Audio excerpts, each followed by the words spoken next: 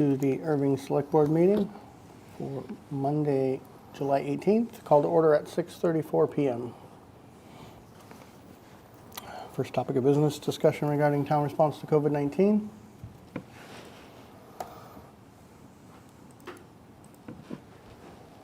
No concern.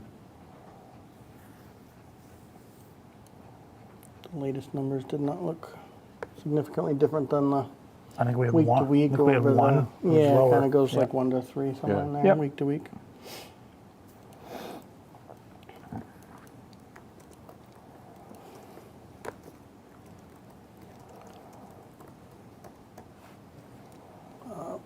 Next item is review of the renewal agreement for the co-responder clinician services with clinical support options and the intermunicipal agreement.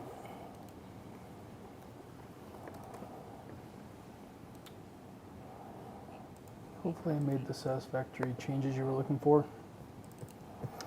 Yep. I have just one more. I Okay. apologize. No? Page 3, Okay. under the statements of fact, Yep. it is the third whereas. Okay. It is to enter into a regional agreement, right? Not to entire.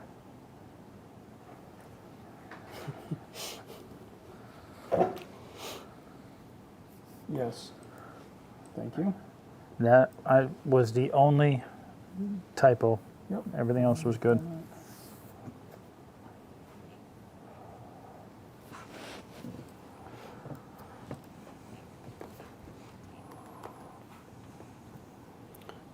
I think it covered everything that I recall Yep. being concerned or talking about last as well. Bill, any concerns? Nope, none.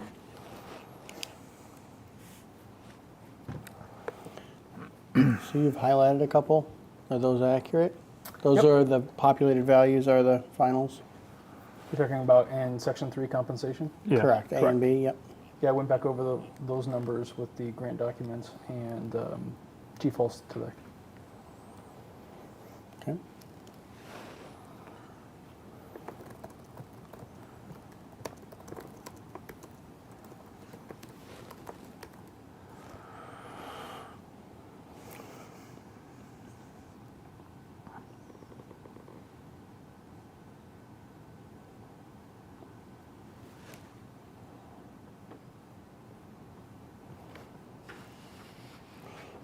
So you're looking for a motion for the term, July 1 to June 30, right? Yeah.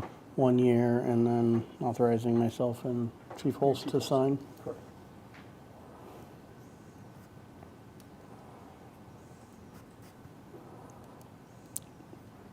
Would one of you like to make that motion? Sure. Do you need it as amended because there's one change, or just not really?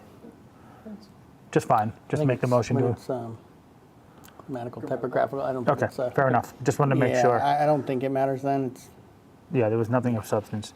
right. I'll make a motion that we approve the agreement between the Town of Erving and the Clinical and Support Options Incorporated to provide co-response clinical professional services, effective date of July 1, 2022 through a term ending June 30th, 2023, and authorize Chairman Smith and Chief Holst as signatories on that agreement. Do you need any other dollar amounts? No. I don't think so. Second. All those in favor?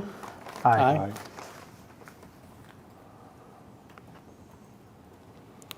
Review of the sexual harassment prevention policy, third read.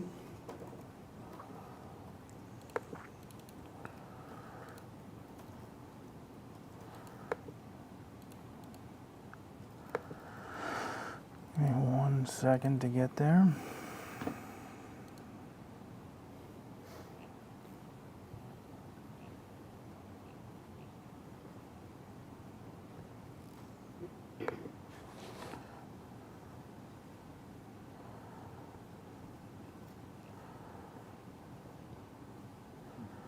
I did not have anything on that one.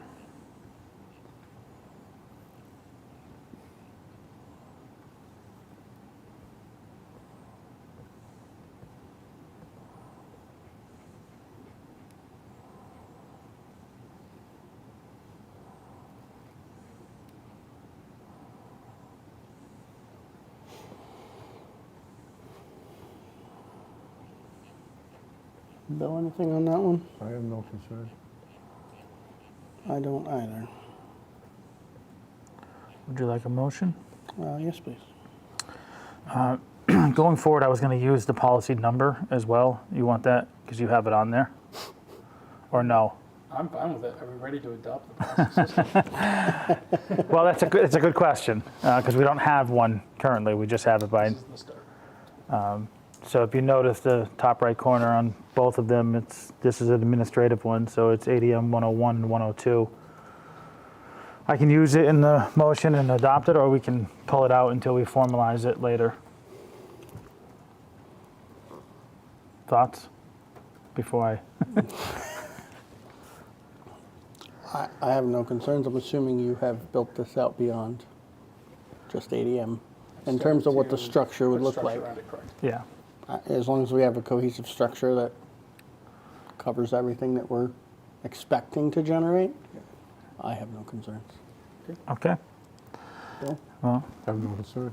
with that being said, I will make a motion to approve policy ADM 101, sexual harassment prevention policy, as written. Can I Second. just get an effective date? Sure. Effective, let's do it today, July 18th, 2022. Thank you. Second. All those in favor? Aye. Followed by the protected class harassment prevention policy. Third read. I thought I had something, but I don't. It wasn't there. It was in the code. So I'm No good. concern. Same. All right. Then I will make a motion to approve policy ADM 102, protected class harassment prevention policy, effective July 18th, 2022, as Second. written. All those in favor? Aye. Aye. Thank you. Review of the town bylaw codification project and editorial analysis.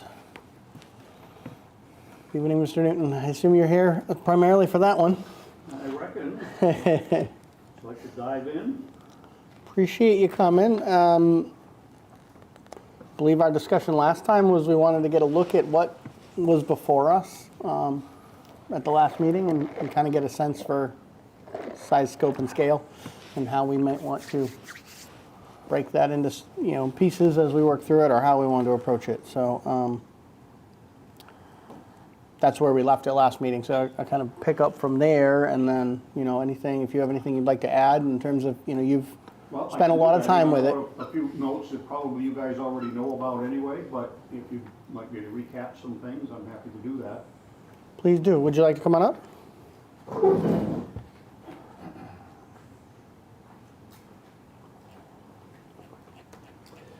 So, a little bit of the background, I guess, which is what caused us to get here, was the need for the centralization of information. We find often that town officials, as well as the citizenry, often have questions on what are the bylaws of the town. And frankly, in my office, there was kind of scattered about. It wasn't a nice, neat little package of where things ought to be. And so it really has become obvious that a codification project like this would help us to be more efficient in responding to things, as well as allowing people to find it themselves when we get it up on the web. So that was kind of the precipitating factor behind that. And the initial project process was that we selected a vendor using the state's OSD contracts, Operational Services Divisions, because they already had pre-vetted vendors that could do this, so we didn't actually have to do a bid. All we had to do was get some quotes, which is what we did. And so that saved us a fair amount of time. And we selected a general code who came highly recommended by fellow town clerks that I talked with and got a hold of. And they all suggested them. The next step was that I went through all of the town records that we had, all of the old handwritten records from the initiation of the town all the way up through. I read through every single page of everything that we have to pull out any bylaw that has ever been passed in town. And if it's been redacted, then, you know, I noted that as well. And of course, any amendments or changes or anything like that.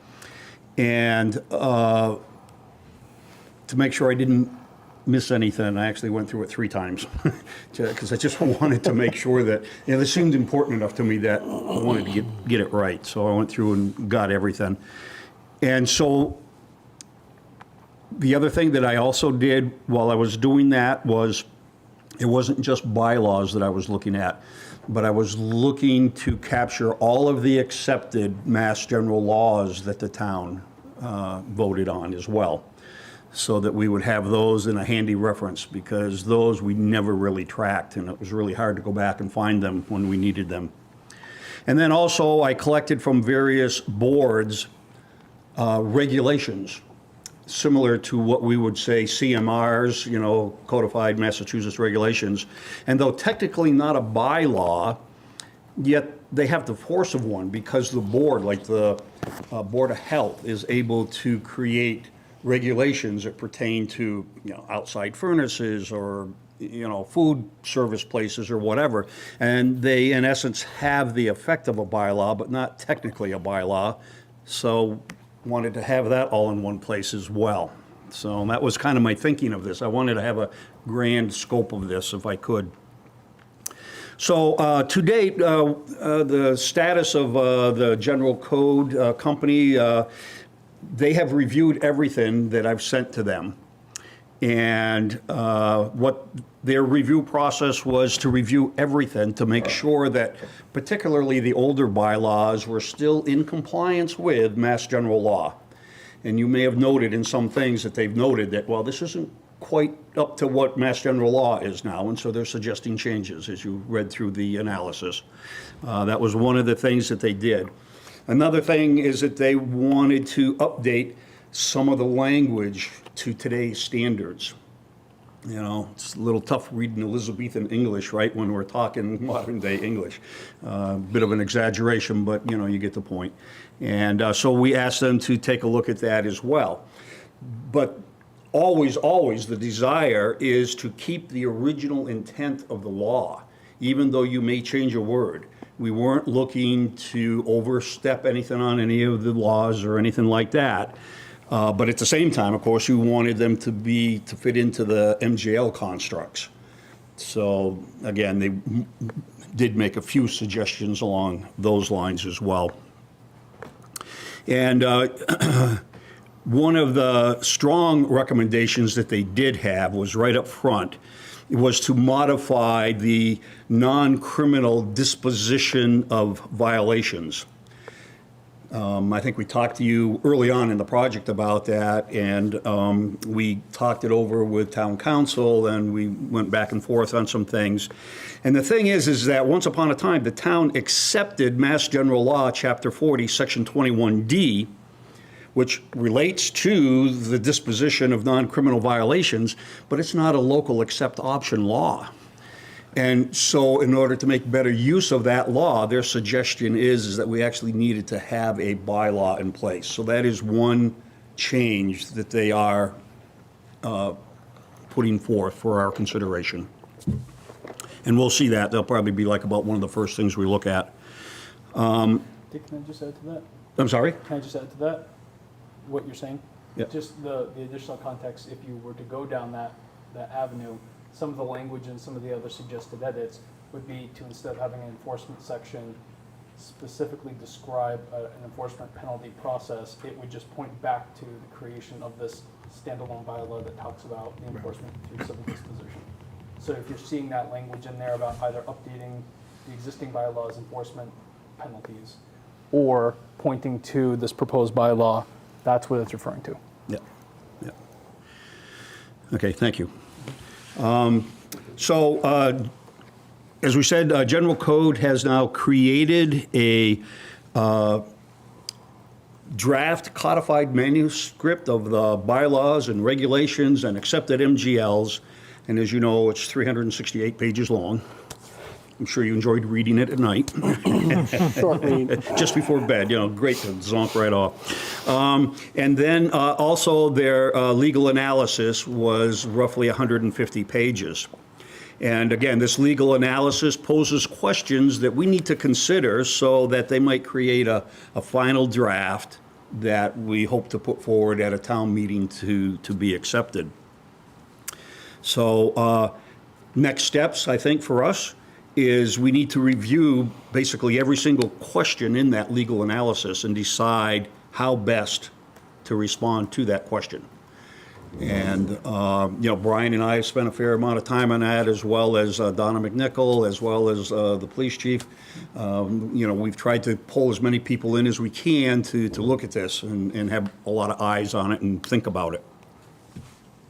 One thing I will note, though, is that in that 150 pages, we're actually pretty much going to skip pages 62 through 97, because that is all zoning bylaw. And as you know, they have hired a consultant for them to review that bylaw in totality. But it's my understanding that they've already had a public hearing that will allow us to bring forth the changes that are required to make it fit into a codification form, but not changing any of the content at this point. Okay. Content will change when they're done with their review and analysis, and we'll just go through and then fit it in where it needs to go. And that's how I understand it. Am I right? Correct.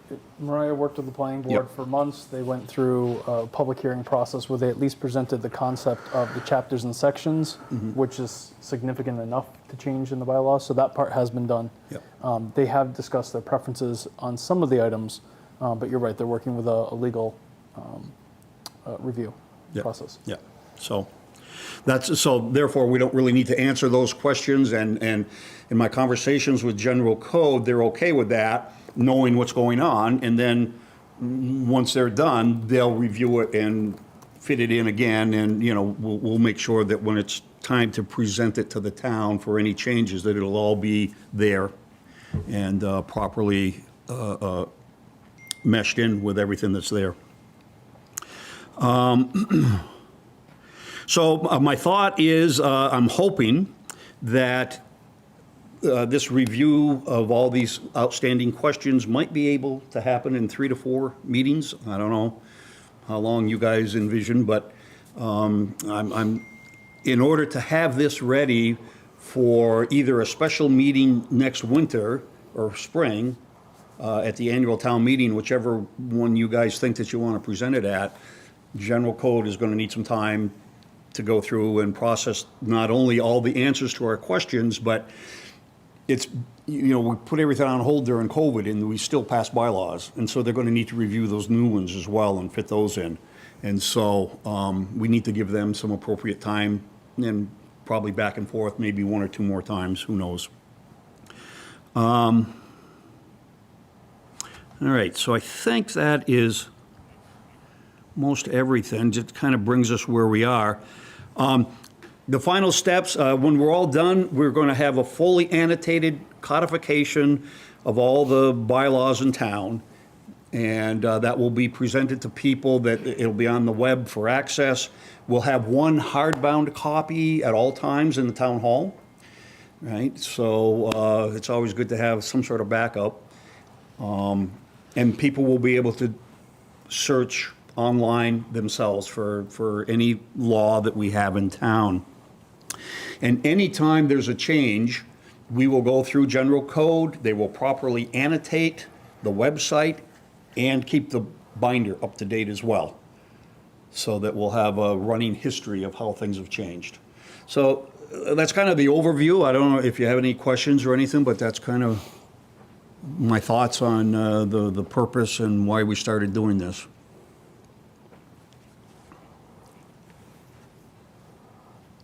The only question I have is on the binder.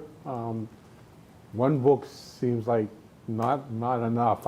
I recall books going missing in the town hall previously.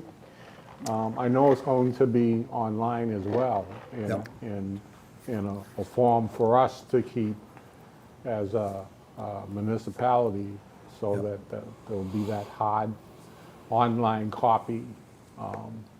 But it would seem like at least 2 books We clearly be can certainly appropriate. request that, easy enough. I was just trying not to be, because I was thinking if it's online, probably nobody's ever going to reference the book, but to your point, we have lost some stuff in the past. Yeah. So we could easily get a second book. Okay. Yep. I agree, I had the same thought. One can be put away and one can be available. Yeah. So, So you had alluded to our conversation last meeting about how to break this up, how to review it, not knowing which direction we were going to go. I didn't go through and review the compilation of all the codified. What I did is I went through and reviewed the legal analysis. right. That's where I started. Yep. And if it was no change recommended or, leave as written, I just moved on by because I figured there was enough eyes on that already. You've read it. Legal has read it. Enough people have looked at that. Anytime that there was any recommended changes, I would try and cross-reference that to what was originally there and see what that looked like. But it's a lot. There's quite a bit to do. So I don't know if you want to break it down and have us all take sections, or if we just want to all look at it and come back at future meetings with our own interpretation and then discuss them there. Either way, I'm fine with that. I took notes on some of them already. I'm open to however you all would like to. Part of me lends more to the second, I think, of taking chunks as a group and we'll go review, make notes of any we think are need discussion and where Well, we're at on them and compare notes and hopefully go and the check, other- check, check, yeah, check, the other piece down in- the list and Yeah. discuss the ones that In talking with Brian, the other piece is not really forcing ourselves to go through, just do the bylaws for now and the general legislation, but when we get down to regulations, we don't quite have to do that at this moment. So it does cut down a little bit of what we would be doing. So if you want to, looking back at the separate document that was sent, not the legal analysis, but the other one, you the can actual see, manuscript. yeah, the manuscript, yeah. You can see, all the different chapters, and I don't know if you want to use that to break it down, if you're talking about breaking it down by sections, and then using those to compare back to the legal analysis and recommended changes.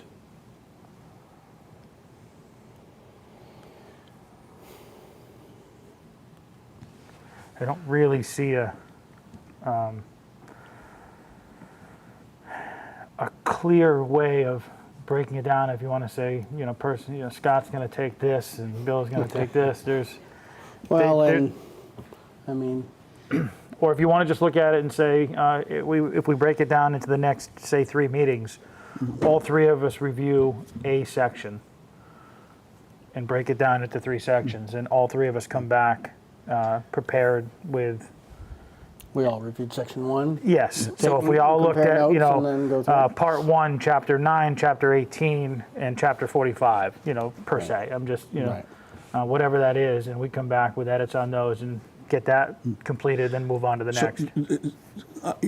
You're just looking at the questions, you're not looking to read the whole manuscript necessarily, right? Correct. Yeah, So we're okay. looking at just the questions that were there, and then using the manuscript for reference. Right, because on a couple of them, you definitely have to. You have to get go the- through and to make get sure the we're comparing context. what was there and what, Yeah, yeah. is the change going to change Yeah.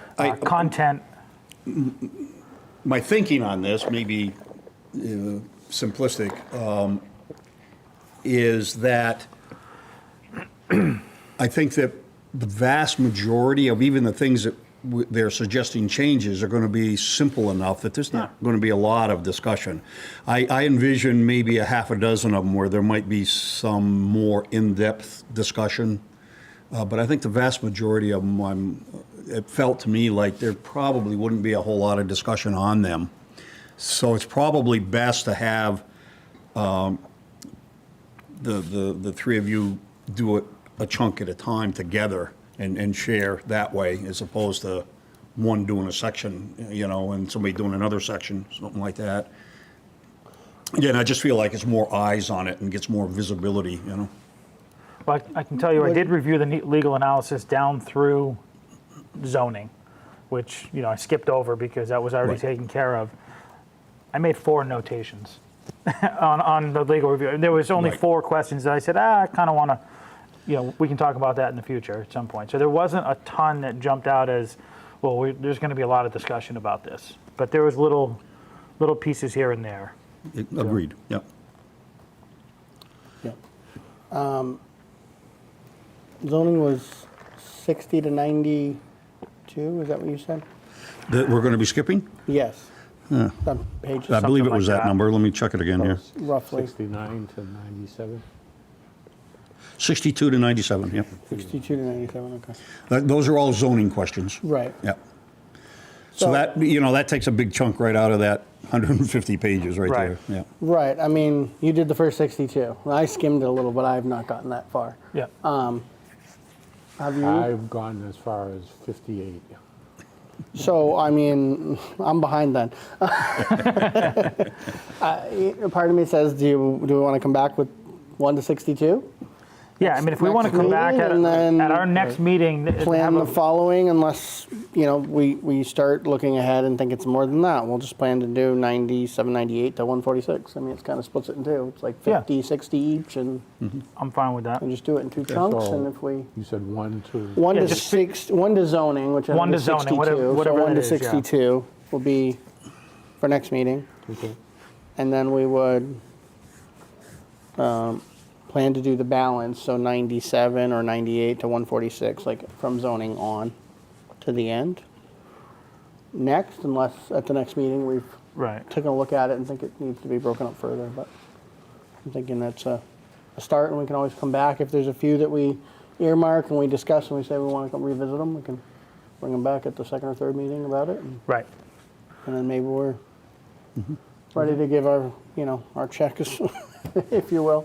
4 meetings out, max, Okay, great. Excellent. which at this point for the summer, I mean, we're talking end of August, mid-September? Is that, Yeah, ideally, end of August would be good. From there, with my talking with General Code in order for them to be able to get things done on their side. Yeah. okay. Well, August 1st is one meeting, 15th would be the next. We haven't talked, but assuming we continue it to 2 weeks, and And then then the 29th. 29th, we're probably wrapping it up, and That would be awesome. Good. sounds like a plan. Obviously, we can reach out to you for questions too, if any Absolutely. of us have any as we're going through this in between. I'll tell you in advance, I won't be here for the 15th, but I will if I have any, I'll send forward any, Okay. updates or Questions or recommendations. comments? Okay. Yeah. And if there's one you want to discuss specifically, we can always carry it to the 29th and discuss it that Okay. night too. Fair enough. So, if there's any of substance that Right. it's Yep. more than just clarification or something. Sounds like a plan to me. All right. Okay. Thank you, gentlemen. Appreciate it. Appreciate Thank it. you, Mr. Newman. Mr. Newton has one more topic on your agenda. Discussion of use of officers at the election. Yep. Welcome back. Well, while you're there, we'll just skip to it now. A discussion of the use of officers at elections was on here tonight Yes. as well. I didn't notice that, sorry. No, that's fine. I saw it was there and hadn't skipped down to it. There should be a communication in the packet from the Town Clerks Association, and then there was the guidance from the Commonwealth on what the change Yeah, means. Secretary of State, yeah.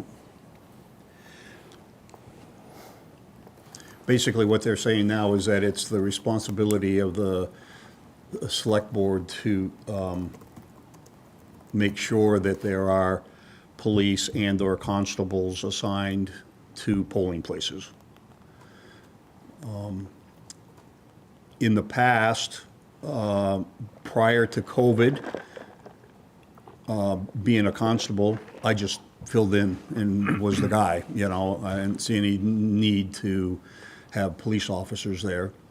During COVID, it was good to have the extra assistance because of entrance and exit and keeping things moving smoothly and like that.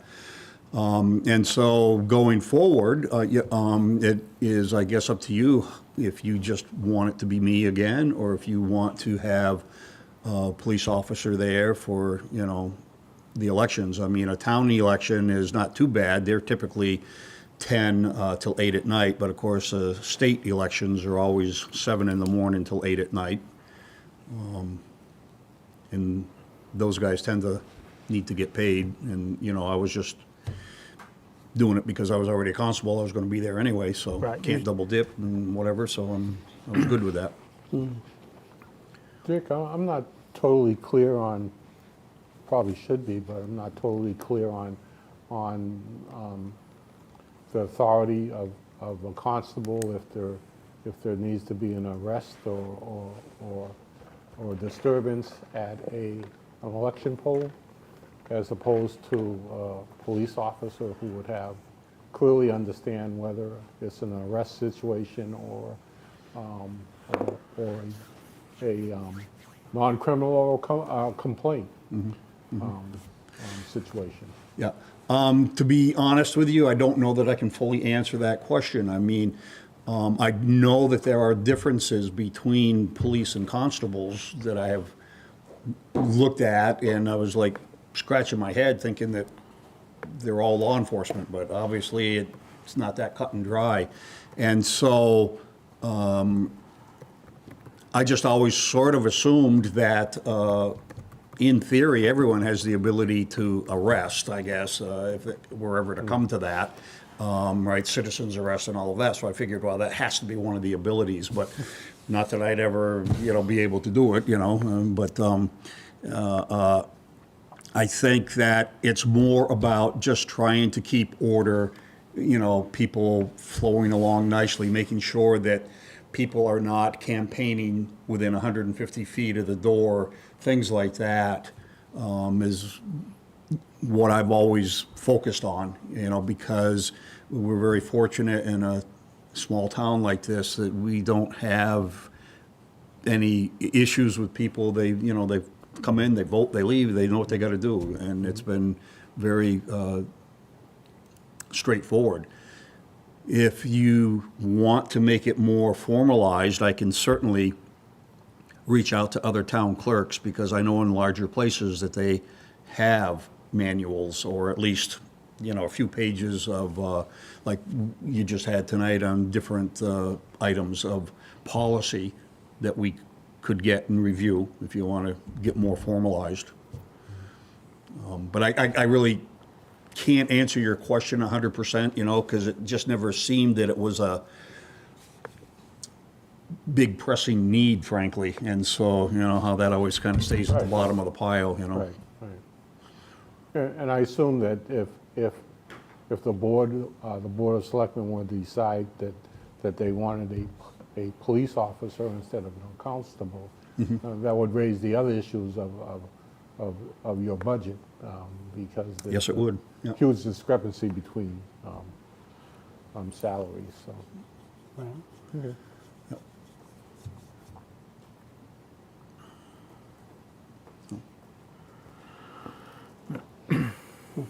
Well, Looks like you're reading the I same thing don't, that I'm did reading. you say Follow on away from Saturday? You're DOJ? Yeah. yeah. Did you say on Saturday, Bill? I mean, were you thinking early voting? No. Okay, I must have misheard. I wasn't, okay. Because officers, even though people come and early vote, officers and constables are not required for the early voting process. It's only election day. Yeah. Right, I saw that. Yeah, okay. Yeah, I think Jake was reviewing the same Department of Justice document that I was just reviewing, just to answer Bill's question. And it's not very clear. It says it defines the differences, and I didn't see the Yeah, it differences doesn't. yet. It doesn't really. But your constable is more about serving papers and civil peace. Keeping the Maintaining the peace, peace, yeah. maintaining the peace, directing people where to go, and there's more of a civil responsibility. As far as criminal, there's very specific instances where they could enact an arrest. But it's, has to fit the criteria. Otherwise, they would just be just like any other civilian calling the police and saying, you need to come over here. Just a general disorderly conduct or drunken public, that's outside of their realm. Actually, alcohol is specifically called out in the actual old GL. So, Elections, alcohol, yeah, riding a train in the wrong section. yeah. Yeah, I only brought it up because, because it's out in front and it's part of the discussion. And I noticed as we were going through all the different chapters and for bylaws and sections, it raised the question as to who's going to have the authority to stop, write tickets, or issue citations. That's also a piece that we have to come to grips with as well. So I kind of see it as just as part of the larger picture, not a specific concern and issue.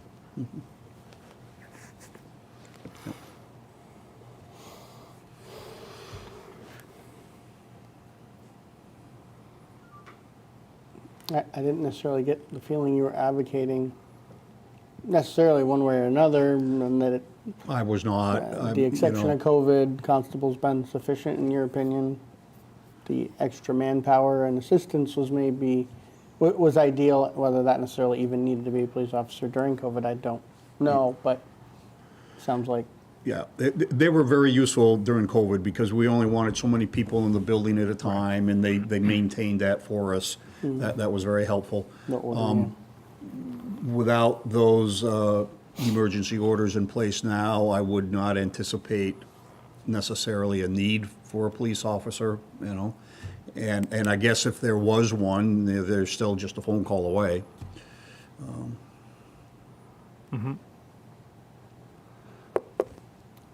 Though I assume in your role, generally, you're at all elections. Yes, sir. But Yeah. if such a situation should arise, especially ahead of time with notice, we'd obviously need to make other arrangements Yeah, to yeah. have someone there. So Yeah. I think, but other than that, are we?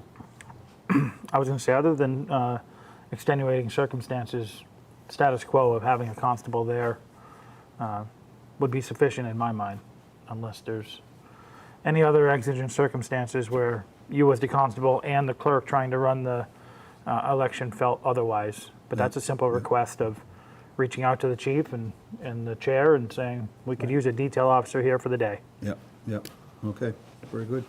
I would say the only other note I would add is just, and I'm sure Chief will always know, and you work with him anyway, but just, in advance, making sure that we have that shifts are filled, especially that day, to ensure that there's an officer available should something arise. Yeah, yeah. So, on duty, but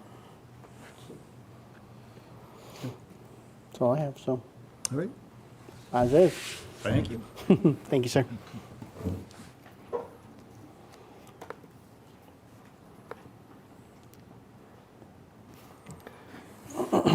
Circling back, meeting minutes from July 6th, 2022. Make a motion, we accept the meeting minutes of July 6, 2022 as written. I will second that. Any discussion? I have no concerns. None. Same. All those in favor? Aye. And I believe we're passing over minutes June 21st, 2022. Almost done. All good. And that is the last prior year minutes that we have, correct? We got a couple more, but no, I'm sorry. Okay. Review the FY21 CDBG program report, quarter ending June 30, 2022.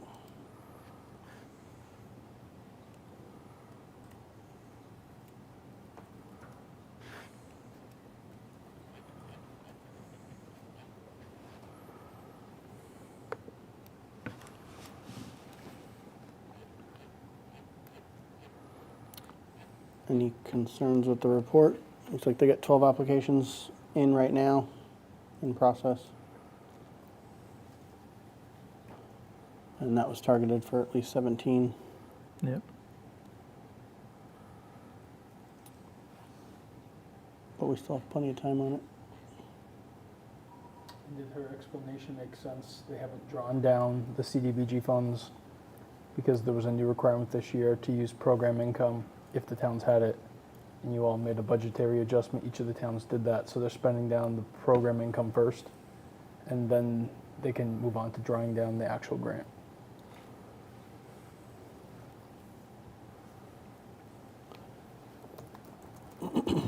And help me program income from the in process.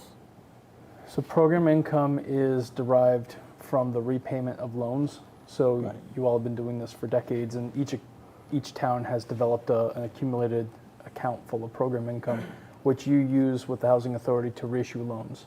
And so for this round of this grant, any towns who were applicants who had a standing balance, maybe loans have been repaid in the last few months, if you had a standing balance of program income, you had to program that first, and then you can draw down the grant.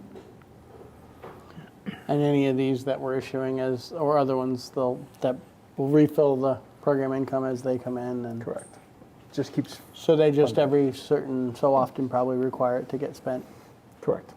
to Yep. drain it and start over. Okay. Correct. They just want to make sure that that money is continuously going back out for the purposes it was designed for. So they're enforcing it rather than trusting in it once in a while? I think some communities had developed a high balance.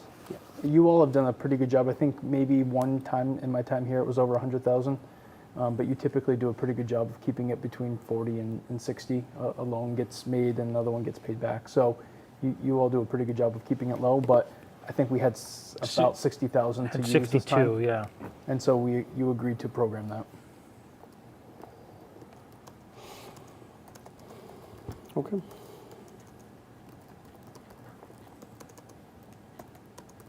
Any concerns? No concerns? Thank you. Discussion regarding the textile waste ban and disposal options. I wanted to ensure I included both of you in this fun topic that Brian and I have been discussing for a little while. That's coming. Two bans coming for November. The first is mattresses, but we already divert our mattresses for processing. And we've done that through the district for many, many years. The one that's new to us, but it not necessarily is new to the state, is textile recycling or reuse. So right now, probably most residents either donate their used textiles. I would assume most have the impression that it must be in good condition, something you picture somebody wearing or selling at a thrift store, and they donate those. Or they throw a used towel or something like that into the garbage, the household trash. Effective November 1st, the town will no longer be able to accept those items on the curb. We would have to reject that trash bag because we have to find a way to divert it out of the system.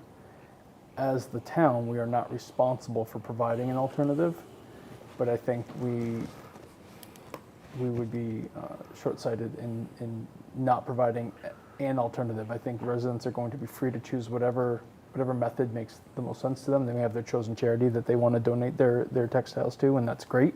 But I do believe that we should provide some opportunity for our residents. So the memorandum that I put in your folder was to describe that pending change. It included some attachments from DEP that talks about the market for used textiles and what truly can be recycled or reused versus maybe what we assume. And then the balance of my memorandum talked about a reminder that disposal services are not competitively procured necessarily in the state. So there is no good format for an IFB or something of that nature, and the market's not really developed to do an IFB. So I have to find a different way to compare potential vendors. So I've sort of listed out some questions that I think are helpful. I've been discussing this with Jan, things that I think we would want to know as a community if we were trying to understand different vendors, the service they're providing, and maybe come up with a comparative criteria of sorts as to what vendor you may be interested in working with. And I guess what I was hoping to accomplish today is to start the conversation, see if there's additional questions that you all have, and see if you're leaning towards having a service that we can direct residents to, or if you're not interested in that, so I know how to direct my time.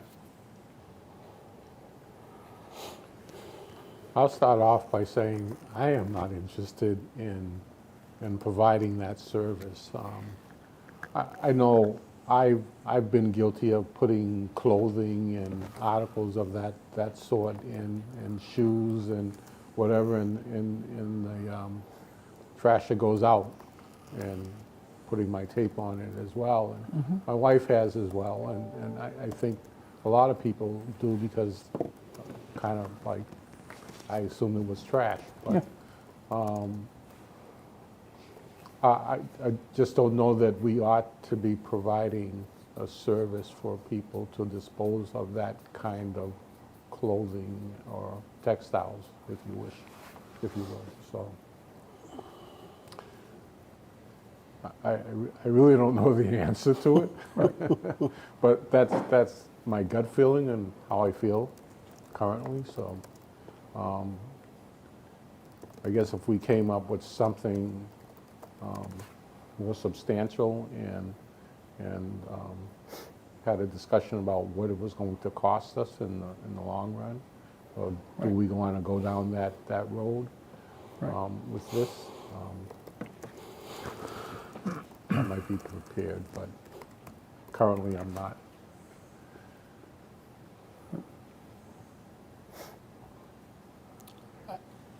I read this, and I mean, we try to do a decent job of the clean and not stained and not ripped and not undergarments, of donating them somewhere that might, Right, right. right. Thrift store, whatever, less fortunate, something like that. But not all that group of things; those are in the bag too. that surprised me a little, for that there's outlets for that, not necessarily versus trash. I don't know if I think of this definition of recycling, although generally recycling costs us more than trash, which I still struggle with. But there's a bigger picture focus on what that's trying to do. But generally, recycling is a free service in most towns. So if this is being categorized under a recycling program, I don't know. I end up in a conundrum. We're telling them they can't throw it in the trash, but they have to recycle it, but not providing a recycling outlet. Not to pick on our neighbors, but I believe Gil has already made a determination, right? Is that My been understanding is yes. just decided? So based on our understanding, Gil has advised residents that they can go to Greenfield and pay the day rate at the Greenfield transfer station to recycle theirs. And it is not per se provided, and they're not paying that from what we've gathered. It's just you can't throw them away. If you need a place, if you don't have one of your own, then you can go to Greenfield for $5 a day or whatever their day rate is as a county resident. Just as what somewhere else has done. But I don't know from there. That's why I brought it here. Get some help on this topic and thoughts on what we want to do. So I was going to suggest that I think a lot of this information would be brand new information that the citizens, the residents, are unaware of this change coming. And I can tell you, over the years, we donate clothes. I'm looking at what to donate. 95% of that we donate. Anything that's beyond usable, it goes in the trash. My fear is that if we don't provide enough information and or services, if bags are getting tagged as unacceptable and they're not being picked up, you're going to find an increase on illegal dumping. It's going to end up in places we don't want it to. So I think really getting out in front of it and providing as much information about how they can dispose of it on their own first, and see where that goes, and see what avenues are out there, see what places they can bring it to, if there's free options of how they can do more donation. I mean, it could be something where annually, maybe we are collecting, you know, and the almost anything goes. If they have, you know, you could have a bin specifically for textiles, potentially. So, I mean, there's other options other than just saying, we won't assist. Maybe we won't assist in, we're going to come around and give you a bin to put textiles in. It's Pick going them up to every 2 be, weeks. you know, trash, you know, recycling and textiles. I'm not saying we go that far, but the idea that there may be ways that we as a town can assist, and that could be combination of, you know, specific disposal sites that are available, that we can get information out to them. Anything goes annually. Maybe there's a bin for textiles, something. So I'm not sure which solution works best, but I think starting with the most information that we can to each resident, saying, you know, especially this gray box, you know, under the fact sheet of what is a used textile. You say used textiles to somebody, I would not have thought of pocketbooks, backpacks. Ripped, stained, Yeah, undergarments. I mean, those are off my list. Yeah, I mean, you cannot donate a lot of those things to the area wouldn't assume so. charity places that we typically think of donating clothes to. And actually, one of my pet peeves is driving by a clothing drop-off location and seeing basically bags of trash just thrown there. That's not what their purpose is, and I don't want that to get exacerbated even more, and you're just seeing people just tossing trash, you know, because it has a T-shirt in it and it got rejected, so now let me just go throw it over there. It's somebody else's problem. I don't want to see that happen either. I also don't necessarily want one of those bins here. Like the thought of like, we'll throw one in the municipal lot and have it available or something, you know, because I picture that will happen. You'll have drive-by dumping, you'll have all those things, and I mean, there is think we one. want to invite that. There's a private one in town already.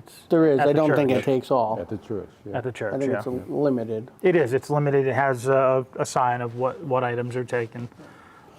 In discussion, Jan, with the solid waste district, had been looking at some options out there, and not to endorse one or another, but just it was interesting to me to find out that the Salvation Army actually takes everything on the list of a place that takes unrestricted. They are. I didn't realize that, and everything that doesn't fit resellable, I believe, they goes off to become rags, or baled to be recycled into rags or something like that. So I didn't actually think there was any places around that took the unlimited list, or what seems like an unlimited list. But The other concern that Jan has raised is that some of these companies will take the material, they'll buy it in a wholesale, if it comes by pallets or however it arrives.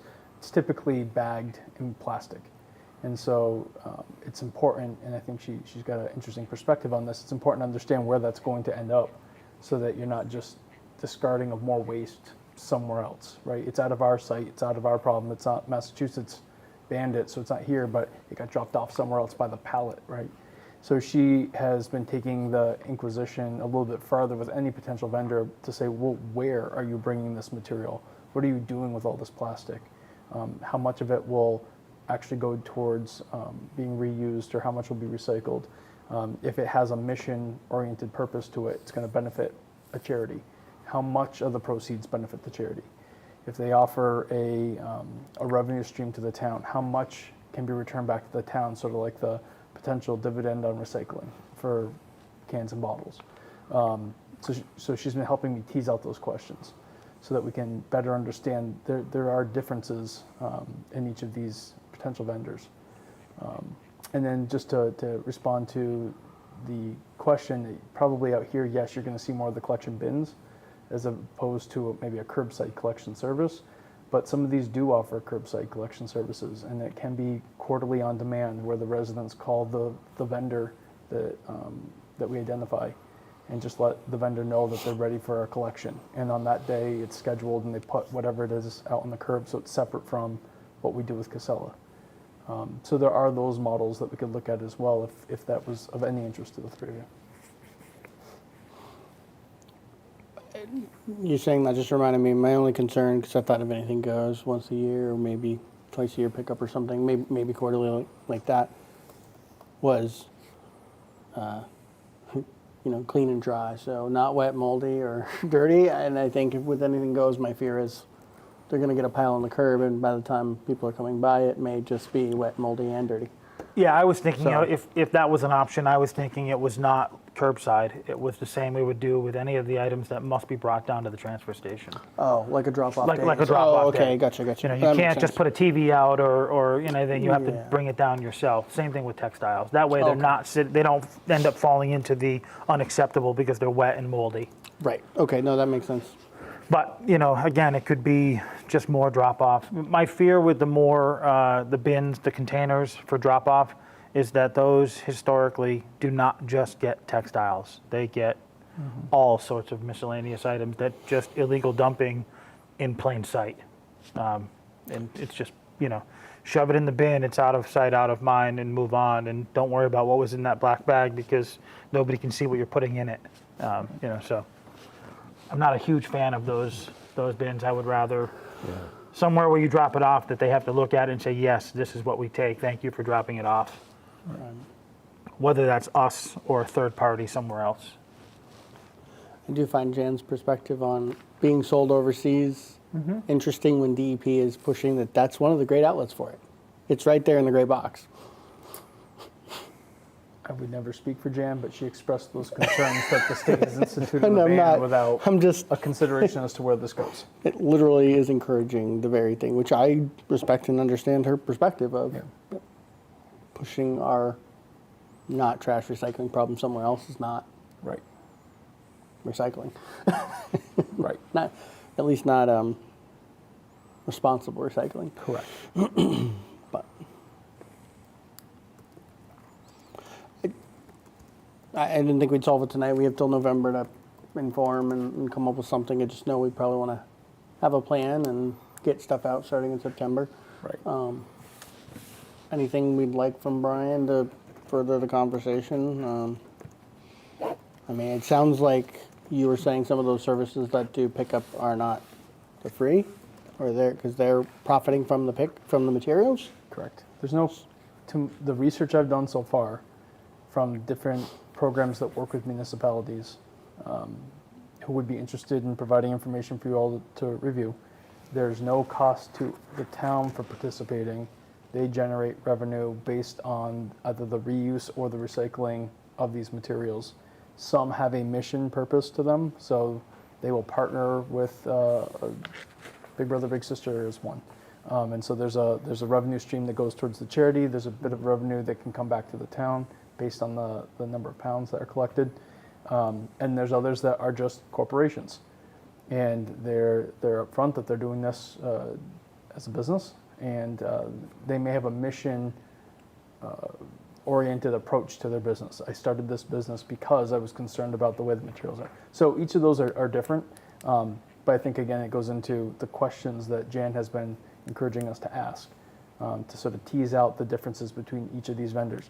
The reality though is that Western Mass is a sparse area. The idea that we are going to be able to aggregate enough materials to create a market that brings a lot of vendors into this area to really create competition is unlikely. So you're really talking a handful of vendors within the entire Western Mass region. So you really only have 4 or 5 options, I think, that I've identified so far.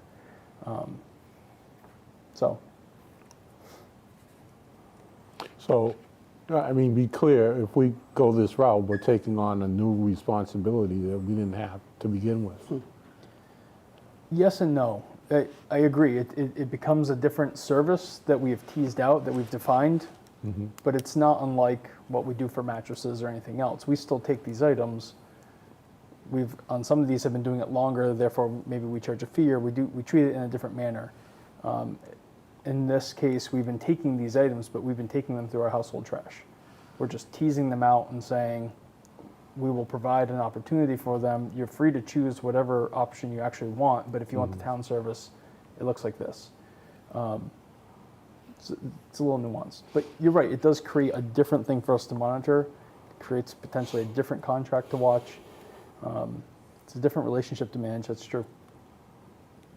But regardless, again, by November 1st, I do have to communicate to the residents that we can't take this material curbside through the household trash. So I do, to Selectman Bastarash's point, I want to be in front of this with the residents, and I want to make sure that if we can't provide the alternative in town, that I'm clear with them about where some of these alternatives in the county exist, just so that they're not left wondering on November 1st, now what do I do?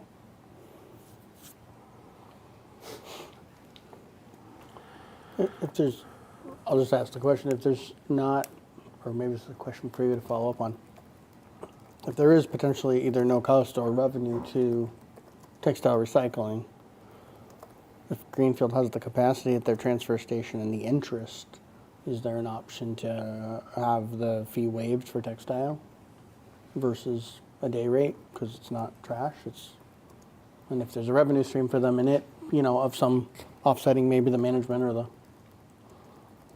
storage or whatever that is there an option to but partner with I was just asking them if they take the lead as being the transfer station. drop off, the drop-off. and instead of having a day rate for textiles, is it, if you're in the county, if you're a county resident or a town or whatever, are they interested in? I mean, I'm speaking of interest of Erving, but if they did it for other towns, I'm sure Gil's already looking to send theirs there, we believe, and Right. if you're not bringing anything but that recyclable, Right. are they? So that'd be a question to follow up on. Is it something they'd be? And I think, so in addition to that, I think you spoke about Jan already sort of teasing this out, but in the DEP letter, it talks about there's of the more than 25 businesses, manufacturers, and nonprofits. I think really teasing out what are the available options. That says 25. What's the available options right This here? is throughout the state. What I want to know is what's actually available in Franklin County, and what are the actual options for our residents of Erving to effectively dispose of these items in an appropriate manner. Right. And then, I think you're going to find that the only options are Salvation Army and Goodwill. And they only take clothing or textiles that are in sellable condition as opposed to textiles that are soiled and ripped and torn. And I assume that too, but That's- Salvation Army is actually taking everything. I've come to learn. I'm learning a lot through this process, and so Salvation Army is taking more. And I agree. There's not many options, but I've found 2 other businesses so far in this region that are for-profits who take a variety, maybe not the full length like Salvation Army is taking, but would be interested in sending information for your review about what they would provide to Erving. So I've identified at least 3, potentially a 4th one. I'm just trying to make sure they understand where Erving is in Franklin County. They provide services to the state, making sure that they really could support out here. And then there's potentially a 5th one I've looked into. So not many. I mean, there are other options, and I know I've donated, but again, it's not I have to break up my donations into usable today that would just go through a washing machine and somebody can use it. I'm only getting rid of it because I don't like it anymore. Or it needs to be repurposed for some other use. But the ones that are usable, sellable, or donatable, there are things like the Greenfield Family Center on Federal Street, right in I think it's the Megnetti building right there. There's churches that accept them. So there are lots of places outside of the mainstream for-profit businesses like Goodwill and Salvation Army. And I say for-profit because they make a boatload of money. And if you can find someone, somewhere like the Greenfield Family Center, they don't charge for the clothes. People go in, they have a center, you can get the clothes for free. So if I donate something there, I know somebody in the community is able to get those items for free. And they don't have to purchase them from somebody at a cost. So there are other options out there other than the few mainstream that we all know of. Right.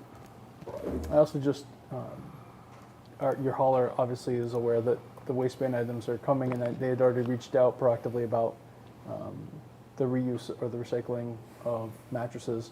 So I let them know that we do that through the county, and I put them in touch with Jan if they wanted to have that conversation. But they did respond saying, what about textiles? Is there any service that Casella is looking to provide as it relates to teasing out the textiles from the generic household waste stream?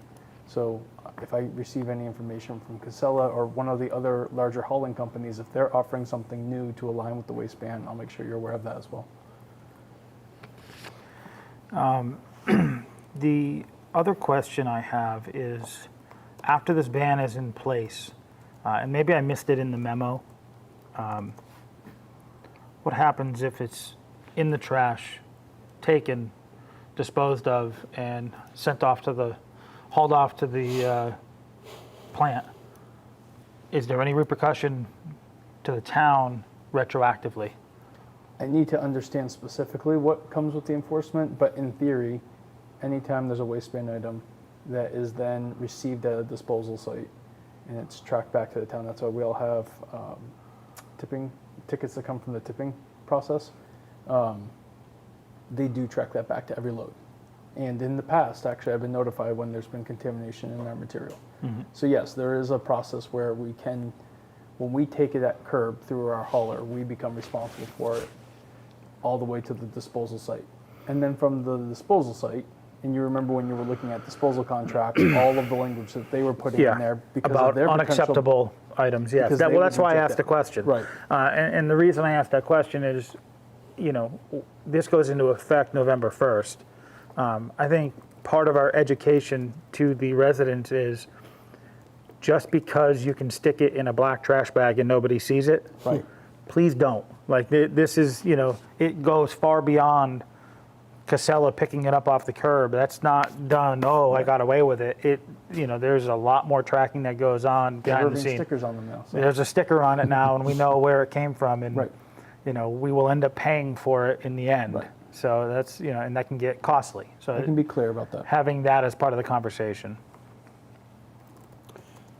Well, and they do spot inspection at the, Correct. we've had Yes, pictures before. yes. And there must be some threshold because they know that the reality is we're not going to get 100% no Right. ban items in trash. Yeah.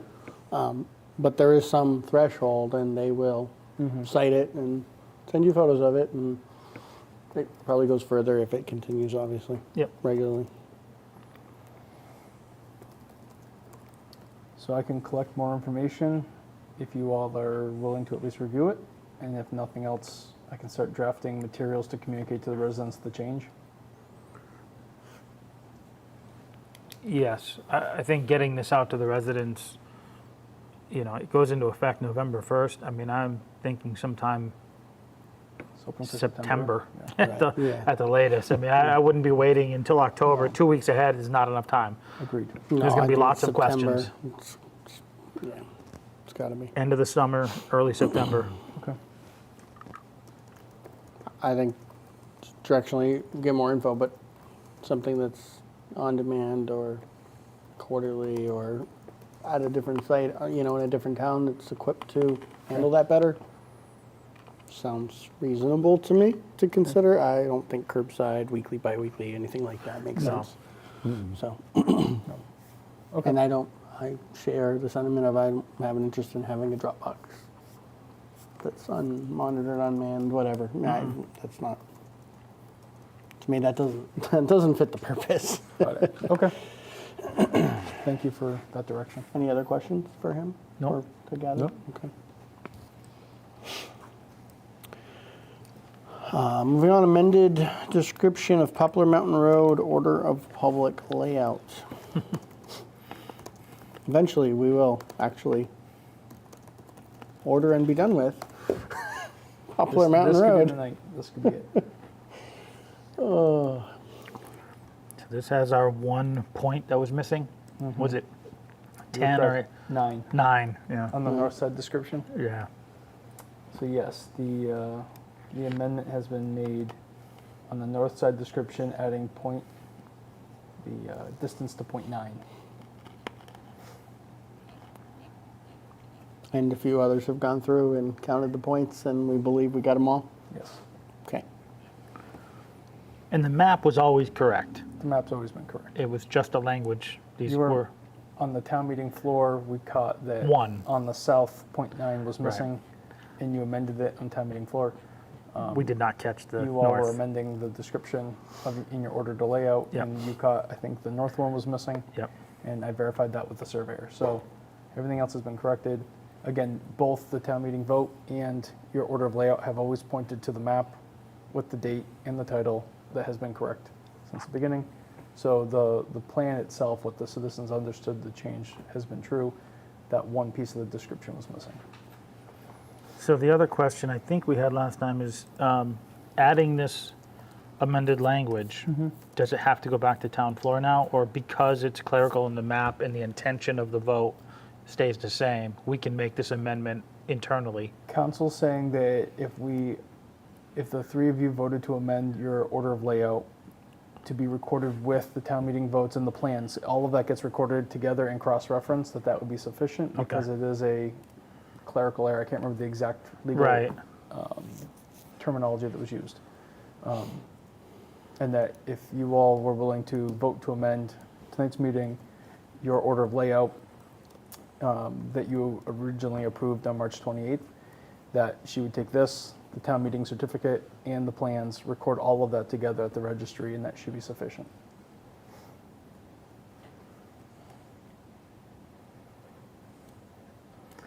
And do you need any actual language of the amendment? Or do you just, can it say as presented, amended as presented on July 18th? Or would you like that line for clarity? I think I'm indifferent how you would like to do that. I believe the way you all did it the last time when you were looking at this is that you read that specific change. Does that sound correct? Because we're amending a warrant article. No. When at your last select board meeting, when this issue came to light, Yes. you were amending your order of layout, and you took a vote to do so. I believe the language was specific. I think you actually said, Oh, and to add on the northern side description after point 8, and I think you wrote those words into the record.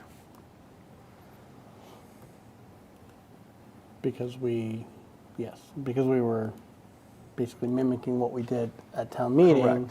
Correct. Now reflecting it in our order of layout to match the warrant article, Yep. right?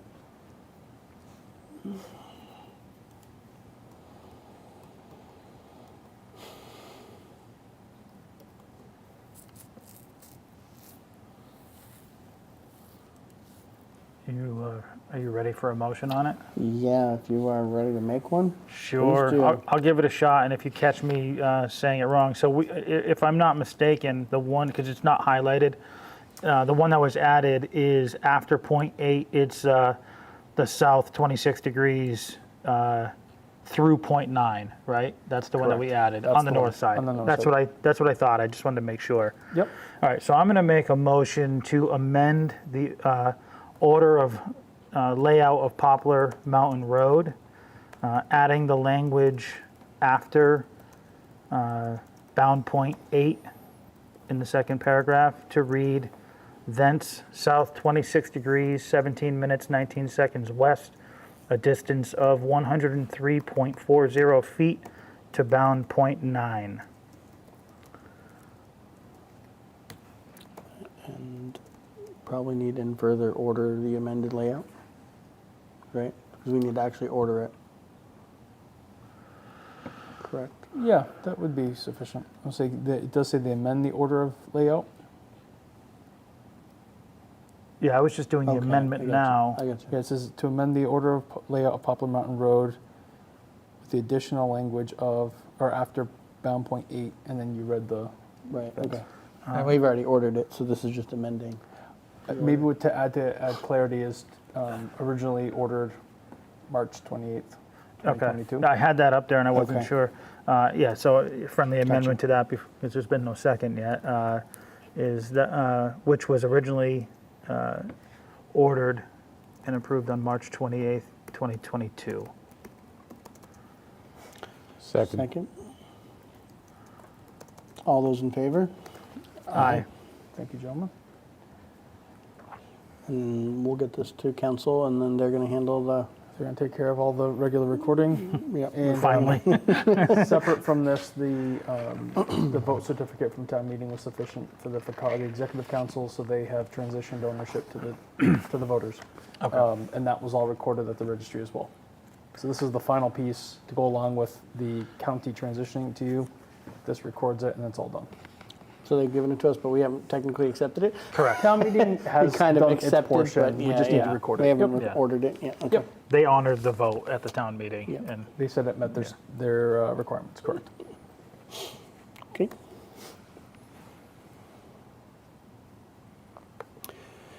Review of the FY23 to FY26 regional dog shelter agreement.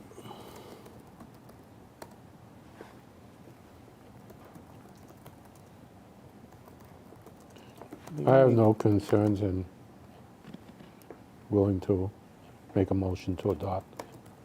My only question was, is it exempt from the 3-year because it's a regional entity? Isn't that a 4-year contract? it is. That's a good question. Why did they ask that? Otherwise, I agree with Bill. No concerns. Except that You question. can go beyond 3 years with a Municipal. municipal Municipal, agreement, but right, that is that's- a good question.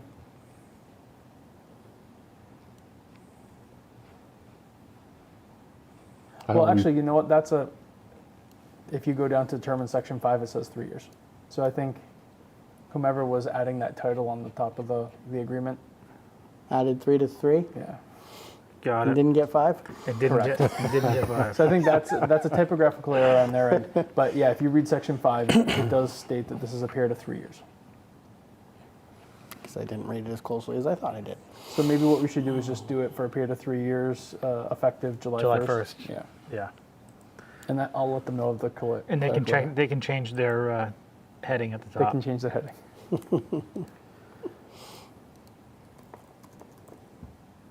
Okay.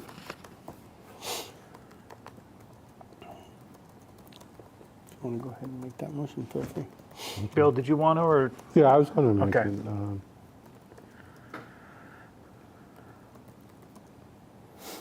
motion to adopt agreement between the Franklin County Sheriff's Office and the town of Erving for dog control service, effective July 1st, 2022, for the period of FY23 through FY26. Signature Brian Smith, Erving Town Administrator. I think we just wanted to make that FY25, right? Yeah. So just make that to FY25 because we're only going to do 3-year rather than 26 because okay. that's the typo. Yeah. Oh, okay. If you would accept that amendment. Amend that to read FY25 as opposed to 26. Second. All those in favor? Aye. Thank you.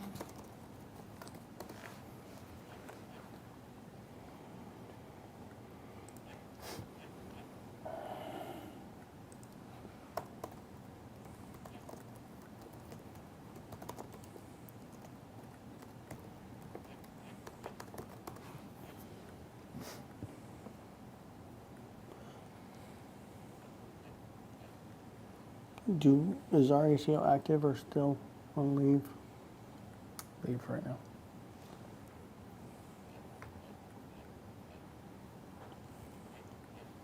Do we have a timeline? I'll follow up with Chief. Thank you. Review FY23 agreement with Franklin County Solid Waste Management District for sludge hauling, transfer station hauling, and household hazardous waste.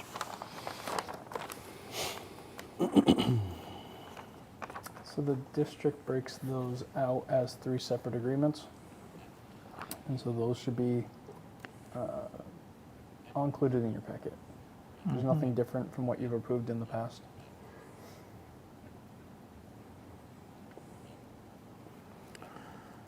And these are all 1 year, correct? Yeah. Ending, June 30th, 2023. Okay. Yep. Just making sure I didn't miss that. And assuming all of these are acceptable, The copies are next to the chairman for signature. The rates haven't changed, even at Lowell? I'm okay with it, just surprised by it. The district works pretty hard to keep most of our costs pretty low. The one thing that did go up was just the hauling, but that was through the competitive bid process, and it's based on, we have a fuel rate and as the market changes.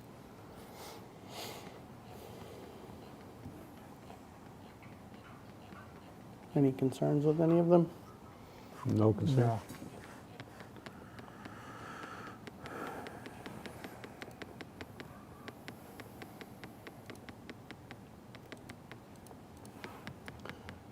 All right. You want them all individually, I would imagine? It would make note-taking easier, but it's up Yeah, to you. no, we'll do that. Make a motion to approve the memorandum of understanding by and between Franklin County Solid Waste Management District and the town of Erving regarding hauling and disposal of sludge, effective July 1st, 2022, and ending June 30th, 2023. Second. All those in favor? Aye. That's the attachment. I still want to use acronyms on this next one. It's a wordy one. I mean, it's a MOU, but all right, I'll go with it. If there's no questions or concerns on any of them, to make a motion to approve the memorandum of understanding by and between the Franklin County Solid Waste Management District and the town of Erving regarding hauling of recyclables and hauling of and disposal of solid waste, hauling and disposal of bulky waste, and hauling and disposal of scrap metal and appliances, effective July 1st, 2022 through June 30th, 2023. Second. All those in favor? Aye.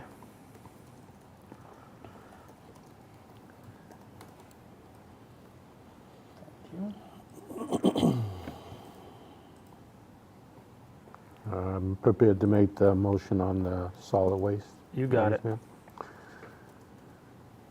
Make a motion to accept Franklin County Solid Waste Management District in the town of Erving, executed on July 18, 22, for the purpose of regional household hazardous waste collection event to be held on Saturday, September 24th, 2022, to include Attachment A, FY23 household hazardous waste budget for Erving of $1,000.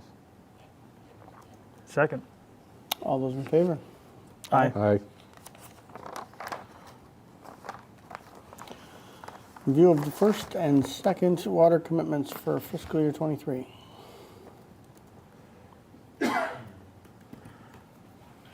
Make a motion to approve the first water commitment for FY23 in the amount of $5,860.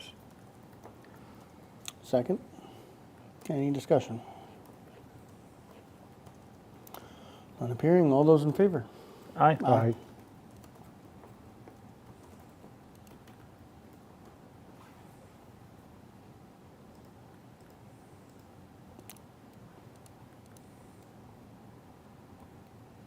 Moving right along, if you're good. Good. Make a motion to approve the second water commitment for FY23 in the amount of $3,500. Second. Second. Any discussion there? All in favor? Aye. Aye. Thank you, and those are also by the chairman.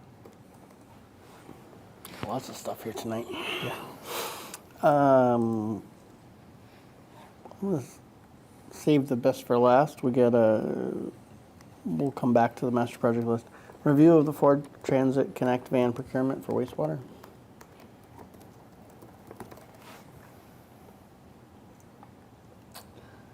Make a motion to award the procurement for the Ford Transit Connect to Colonial Ford of Marlborough, Mass.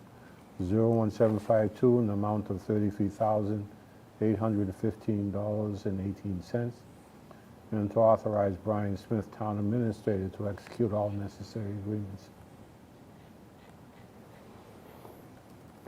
Second. Any discussion, questions, concerns? It's a hair over budget, right? It is. It is. So my only option would be to ask them to go to a shorter wheelbase, which we inquired, and there's a difference of about 6 inches. And that may get us just back under that 33, or to source the $815 out of the capital line out of the POTW budget. That was going to be my recommendation, that we, I think it makes sense. yeah, rather than going back out to, to bid it back out and get it back down. Because of the supply chain issues, as we Correct. talked about your last procurements, we used the state contract to expedite this process. And of the 2 bidders on the state contract that can offer the quotes, we were down to 1. And the other one, who would be interested in a few weeks when they get their pricing updated, said that they couldn't even take new orders until the middle of August. Yeah. And so at that point, I'm not even sure when you would see a vehicle. This sounds like you could see Probably one in the January next. of '24. Sounds like we could see this in the next few weeks if Yeah. we're able to place an order. Yeah, there's a funding source in that POTW capital. I gathered this is, that would expect is identical to our existing. It is going to be, other than the model year Generally. change, identical to the one that the custodial services van uses. And the only difference is it will be a dark blue color that will match what the POTW has been using. This also comes with the separation. We added those over time in the custodial services van. This will come with a separation grid between the back of the storage part Right. and the driving compartment. Yep. So it's coming with that upfit already done. Perfect. Okay. Any other discussion? All those in favor? Aye. Do Thanks, you gentlemen. need any authorization from us to access that additional 815, or is that going to come? Unless you all feel the need to do that, I'll take the vote you gave me tonight as authorization to process the purchase order, and I'll source it from those 2 accounts. Okay. Okay. Sounds good. And then a review of the townwide master project list and discussion for upcoming focus. Mariah, would you like to join us?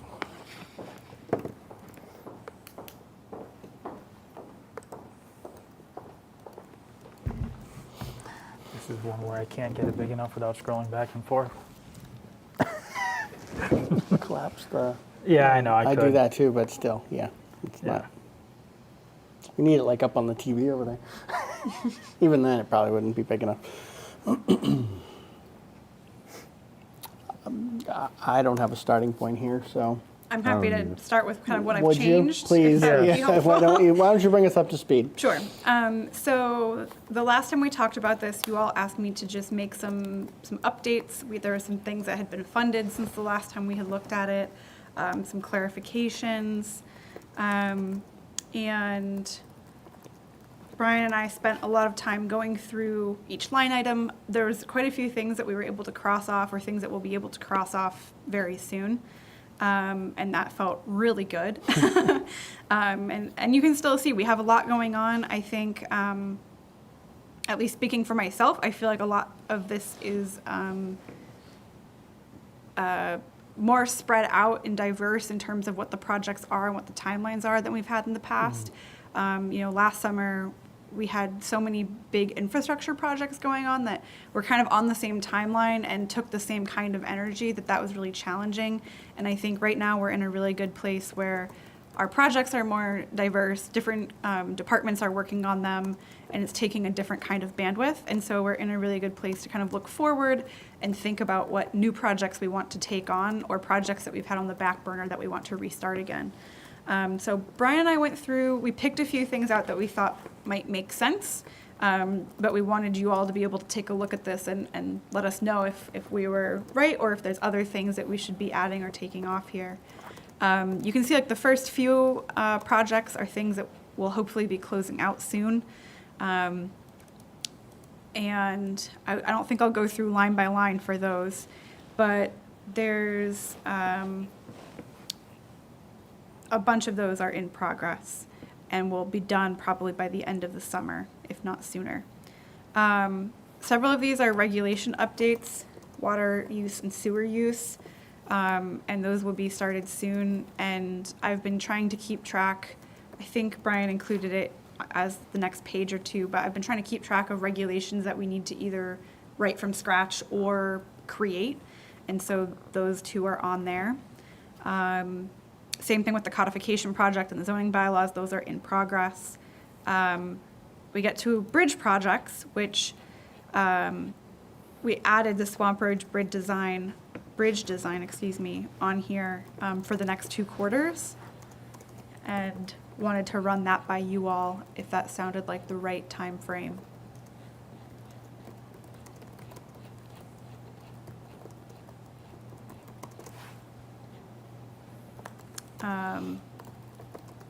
I don't know if there's certain ones I have questions on. Do you want me to go through all the questions and then you can talk about them, or do you want to kind of talk about them as we go?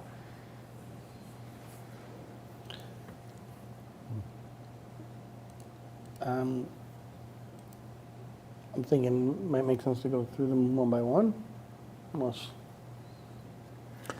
I think as you were going through it, I was trying to follow it kind of, and I think I was somewhat. I didn't really go in order, so.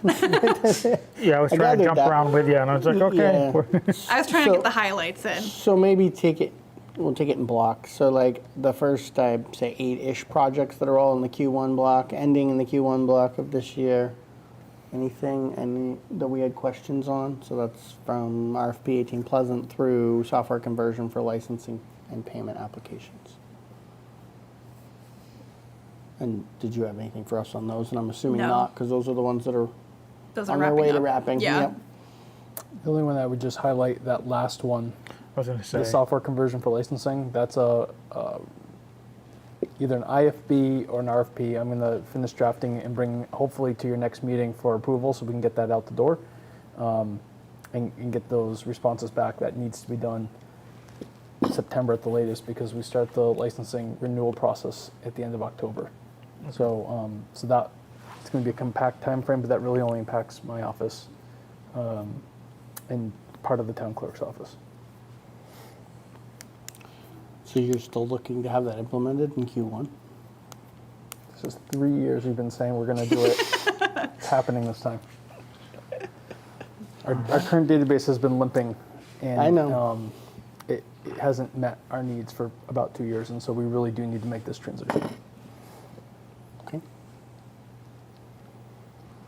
And then from there, we're at Erving Centers, unless there was anything else on the first Nothing group? else on those. Nope. Okay. Next group is Erving Center streetlight repairs through, say, Poplar Mountain Conservation parking upgrades. Right, so all of those would be the next 2 quarters. A lot of these are already underway. You can see that in progress, and a few of them need to be started or restarted. One thing I'd like to call attention to is the signage and branding project, which had been put on hold. And I feel like it's kind of its own conversation. But Brian and I were talking about if it makes sense to kind of restart that. That's a project that is, it's not on a particular timeline, and so it's easier if something does come up.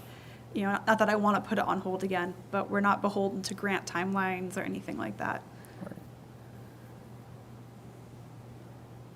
And we have a few things where once the signs are approved, the park on Reynolds and Park Street will be Right. done because we'll put the There- Church Street there are Park things was waiting. renovated, but Yeah. it doesn't have its sign Yeah, there's yet. some trucks that need to be. Trucks need to be detailed. Labeled A or whatever van. you call it. Yep, a van pretty soon. Correct. And then the Poplar Mountain Conservation Area parking upgrades will also be making signs for that location as well, and a kiosk. So once we have branding, we'll use it there as well. Right.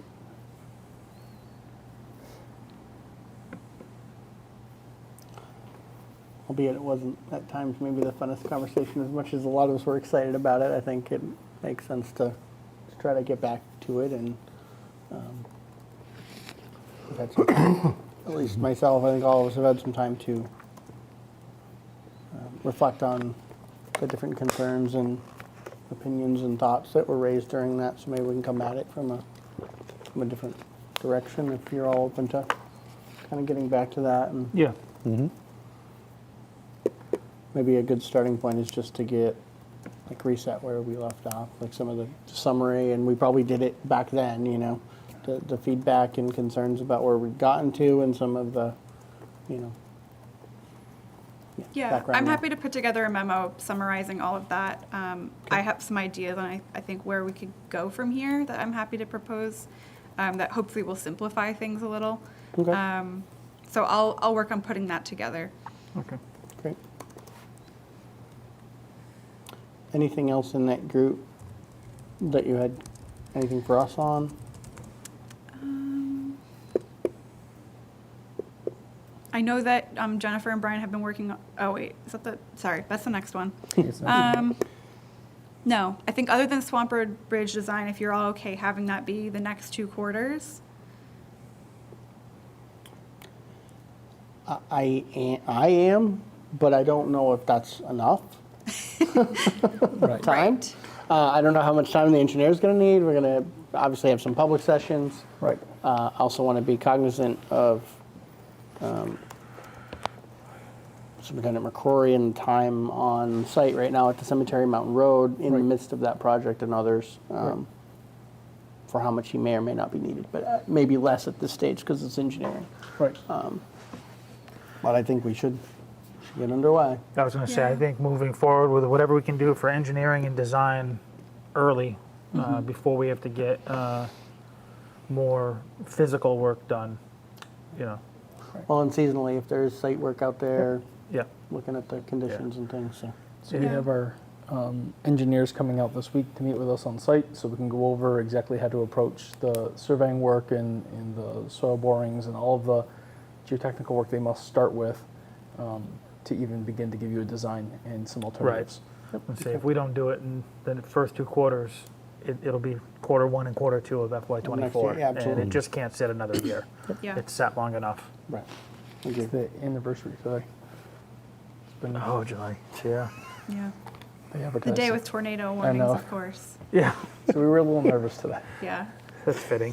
Was driving around and after the rain Right. Make sure that the a phones year are ago good. this morning, Yeah.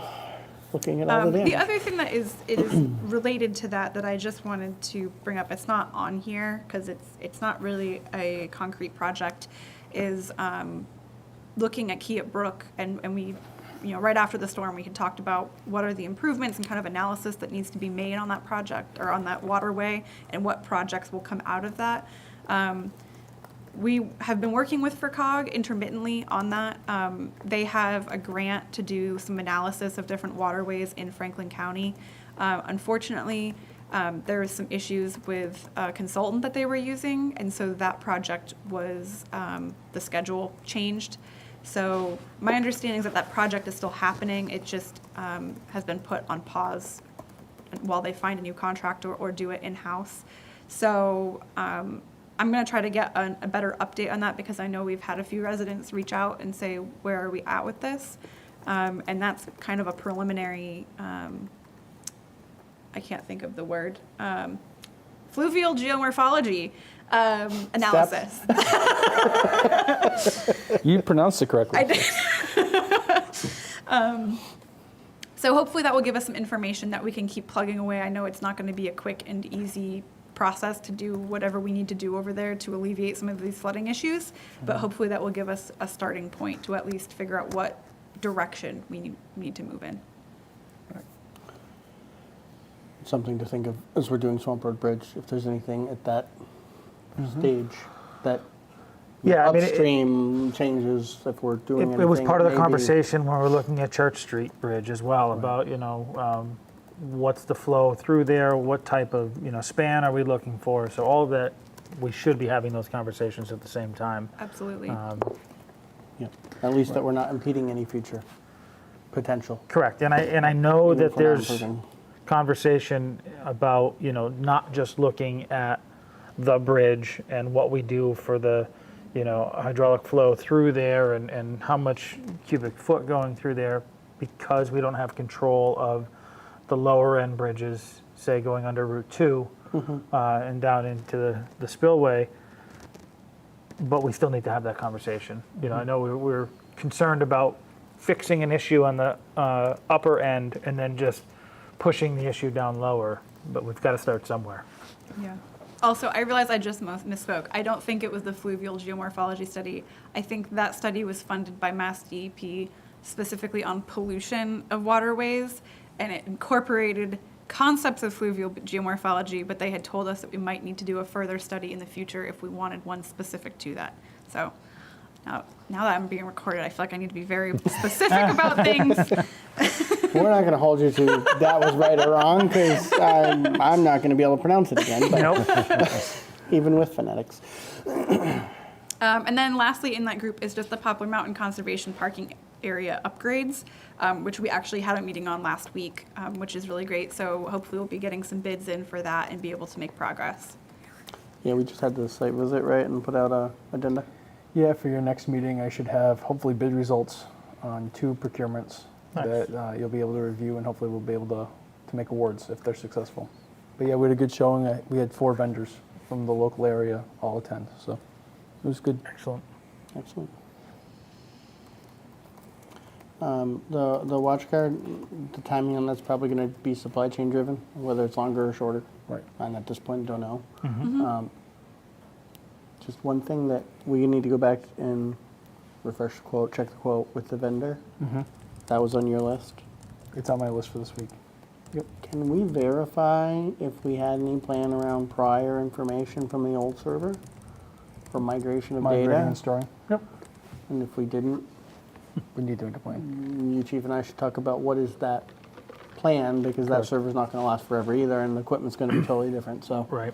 maybe some archiving or some Right. alternative option. So it'd be a question: what are the options if it's not included?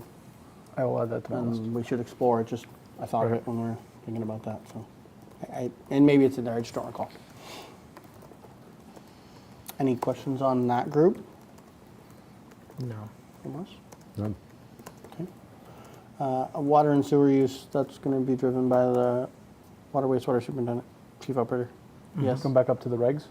I'm just saying that starting and working on that process is going to come out of, There's some commentary in your department providing- editorial analysis, but I have put both of those issues to the water and wastewater superintendent's office to give us specific feedback, because it's their experience applying those regulations, and they know the concerns that have been raised through the application of that they should bring to your attention.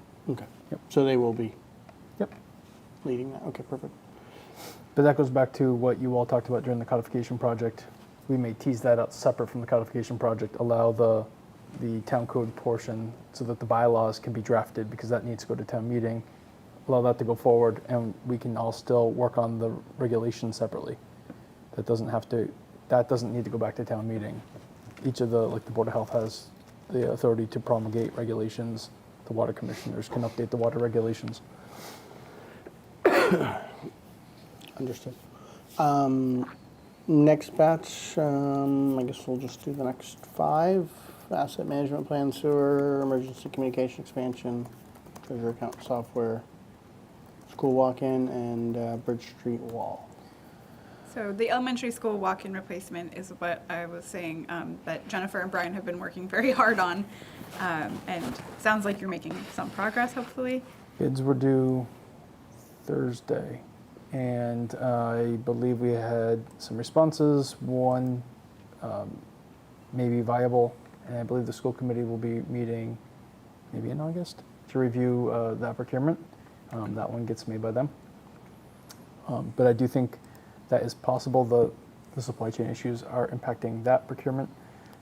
Foam is a commodity that is hard to source at this moment. So depending on when the vendor can achieve securing enough foam to make the product work, will be sort of an indication of when we can do the work. Challenge with the school is access to that space that's not restricted by children or the functioning of the cafeteria. So you're trying to target it to a vacation week or next summer.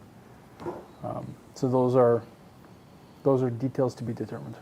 That's driving the 1-year time. That's why it is so broad at this moment.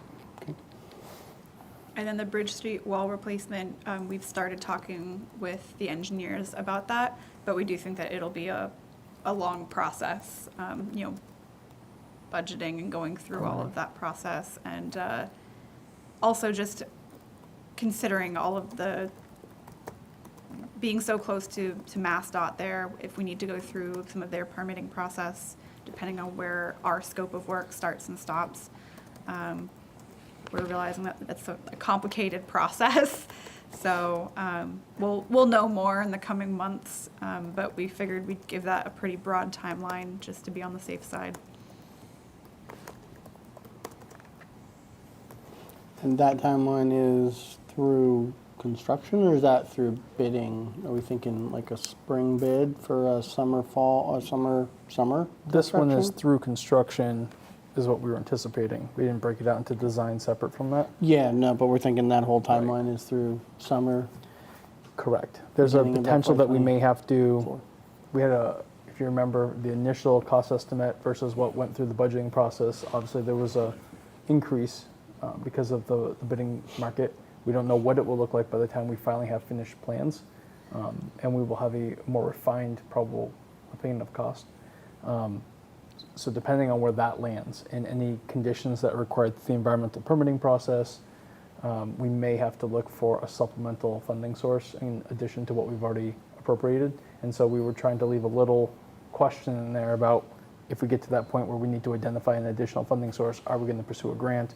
Are we going to go back to town meeting? What are our next steps? So we were trying to give enough space for all of that. Okay. One project that's related to that I did not put on here yet, but I'm going to be writing a memo to you all about to consider it, is on the other side of the Millers River in Farley and Erving Center, there is a dirt road, an access road right now, that is, it's like gravel and dirt at one end, and then it's kind of just a trail through the woods on the other. And in the past, there has been talk about having a multimodal kind of bike path there that would connect the two villages on the Wendell side.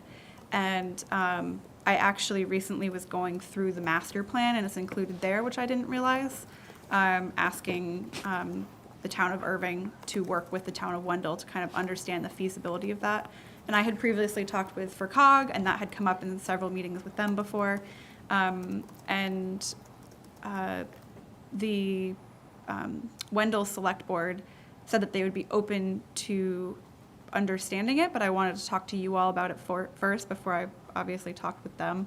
So I'd like to kind of summarize what work has been done on that in the past and talk about whether that is something that we even want to consider working on or talking about in the future. I think that it's a worthwhile endeavor to explore. And I think that as we're considering the Bridge Street wall replacement, if that is something that we want to consider, we should just also think about what kind of space that might take up or access. We've also been talking about how MassDOT is working on their 25% designs for the Farley area reconstructions of Route 2. Does it make sense to also, consider that in that process? So a lot of these projects are kind of interconnected, and so I figured I would try to write that up and bring it to you all before these projects are underway. You said, Oh, go ahead. I was going to say, you said the section that runs from Farley through Erving Center. Yeah. Are you talking about the access road across the bridge Yep. from the park? Just keep in mind that is the only access point for the one resident that lives up on that mountain actively. Right. So, Yes. yeah. Yeah, and there is, so it goes over town of Wendell land, it goes over state forest, and then the very end in Farley is private property. And so obviously there would be a lot of stakeholders in those discussions. But it's also quite simply on the Wendell side of the river. Right. And so before even having any of those discussions, I think the first discussion is, are we interested in pursuing that conversation? Is Wendell interested in considering this? Before we kind of get too far down a rabbit hole with that. So Right. I'm happy to kind of write something up that describes more of what has already been talked about that I've been able to unearth. And there might be other folks who have had this conversation previously who know more. I remember it coming up different times for COG with trails and other access Yep. things. I mean, where DOT is putting in bike lanes on Route 2, pretty soon they'll almost be in Farley. Maybe we'll just turn them off of Route 2 for a little while. Or connect them. When you said Bridge Street, I was thinking that. I mean, if we're Yeah. doing work on Bridge Street. and Yeah, and there's a large time to focus make room right for it now if- in funding sources, connecting places via, bikes and pedestrian access. And so I think as those come up, oftentimes there is a pressure on areas that are currently completely inaccessible to, to cycling or pedestrians. And that is a case where you're not going to walk from Farley to Erving Center. That's just not going to happen right now. So I think that would be a strong case for a grant application. Sounds like more Bridge Street funds. No. But I'm interested to see what you put together, personally. Other questions on that grouping? None. Continuing on the next, say 6, I guess. From updated complete streets plan through Route 2 Erving Center Farley improvements, be 25%. So the first one, the update complete street plan, I should actually change that language to really reevaluating what our next steps are with complete streets, if any. I need to fill out completed project forms for our complete streets projects that we just finished, which is really exciting. I sent in all of our closeout paperwork last week, and it's being reviewed. And we have a bunch of before and after pictures, which is really exciting. And so now that we've done that work, we need to evaluate, are there other improvements that we want to do, and what is our capacity for those? And we would have to reapply for funding to do those projects. So that's less of submitting an updated plan and more of a conversation internally. There continues to be funding opportunities in that space, I gather, to Yeah. continue to. Right. I think with most programs with the state, it's unclear how long those will be around for, but it seems like for the time being, the plan is that they're going to keep offering money for that. And I know that it's become a new priority of MassDOT, a new formal priority to reduce speeding in the state. And I think that intersects a lot with complete streets, with having safe access for pedestrians and cyclists. And we can feel like- update with the capital planning process. So the idea is if there is capacity identified in FY '24 or in the future, we need to run this process through the capital planning process and bring forward with the project proposal to discuss that the first funding source that we would pursue would be through a state grant or something of that nature, and make sure we balance out. That suggestion is aligning with our budgetary planning cycles. I was just going to say, in the areas where we've already done it or just wrapped it up, I mean, there's only a handful of streets left. In those neighborhoods attached to Yeah. what work we've already done, Correct. that's not been overhauled in this manner. Yeah. It's kind of exciting to think as that. I mean, this was just River Warner Stretch at one time. Right. Yeah. And then, your neighborhood and Yeah. around the new Emmett on park. Pratt and And the park and and- now, I mean, you got Yeah. West High and you get Leicester and kind of around that, Pleasant. And We're mean, doing, there was the we're work doing on- the purpose of it. We're connecting all these places. It's so it exciting. looks so nice. I mean, it feels Yeah. very visible and very positive. And I mean, Pleasant Street, school, the library, those are going to be changing in Yep. a positive way. And it just the whole thing looks good. It's been And really is nice seeing good, and, people doing loops, coming down to the senior center and the library, and then walking down to the River Warner Strachan area, and you can see that people are using the sidewalks, and that's really awesome. Yep. The new cemetery feasibility procurement is one that we have a lot of language drafted for that we need to fine tune. And on my to-do list is to reach out to consultants and ask how they have previously been procured, because we're not quite sure whether they fall under engineering or more of like design services or how towns are usually doing this. And realistically, there's actually probably not very many towns in Massachusetts that are doing this that often. I know Salem just worked Yeah. on this, so I actually might reach out to Salem and ask how they did it. I know that they worked with a certain consultant, but I don't know the procurement process that they went through. So once we can figure that out, it would be really nice to get this, in progress. And I think that feeds both the regulations and the new cemetery feasibility down the road. Right. In the next group. Did you have something? I was just going to say, in talking with Superintendent McCrory, time is, It's of the essence. yes, it The is. clock's always ticking? No? I feel like there's a lot of bad puns here. There is. I was trying very hard not to utilize any of them, but yeah, almost It's an in the important the numbers service of that we available offer. plots are dwindling. Yes. Absolutely. So, Senior housing planning is something that we'd really like to kickstart the conversation on again. I have reached out to the folks from Rural Development Inc. who are working on the project in Sunderland, and they are happy to host a tour for the Senior Housing Committee. They're just waiting for construction to finish up before they schedule that, and they're actually going to probably combine the tour with the Deerfield Senior Housing Committee.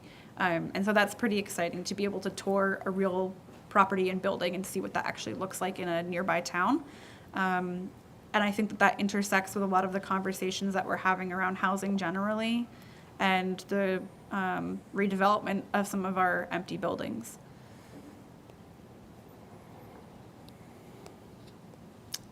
And then the RFQ for town hall we have drafted.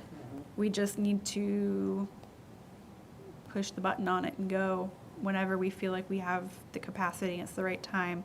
So I think that was one that we put on here as a question mark. We filled in those 2 quarters saying, is that the right time?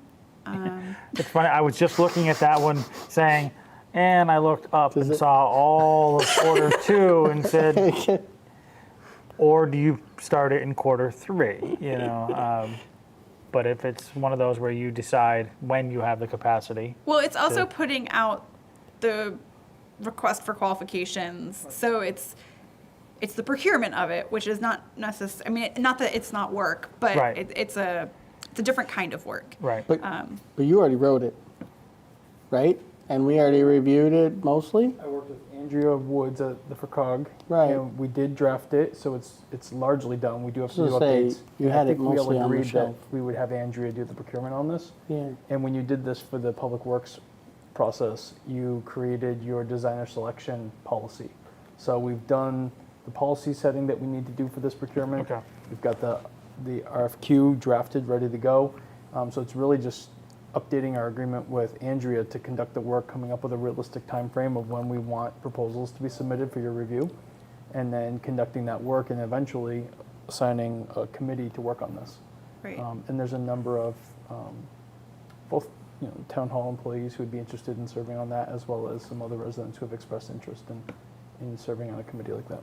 Right. There's also, I know, been discussion before about whether it's appropriate to create just a building Yes. committee of some kind that works on projects like this, Right. the DPW building, this one.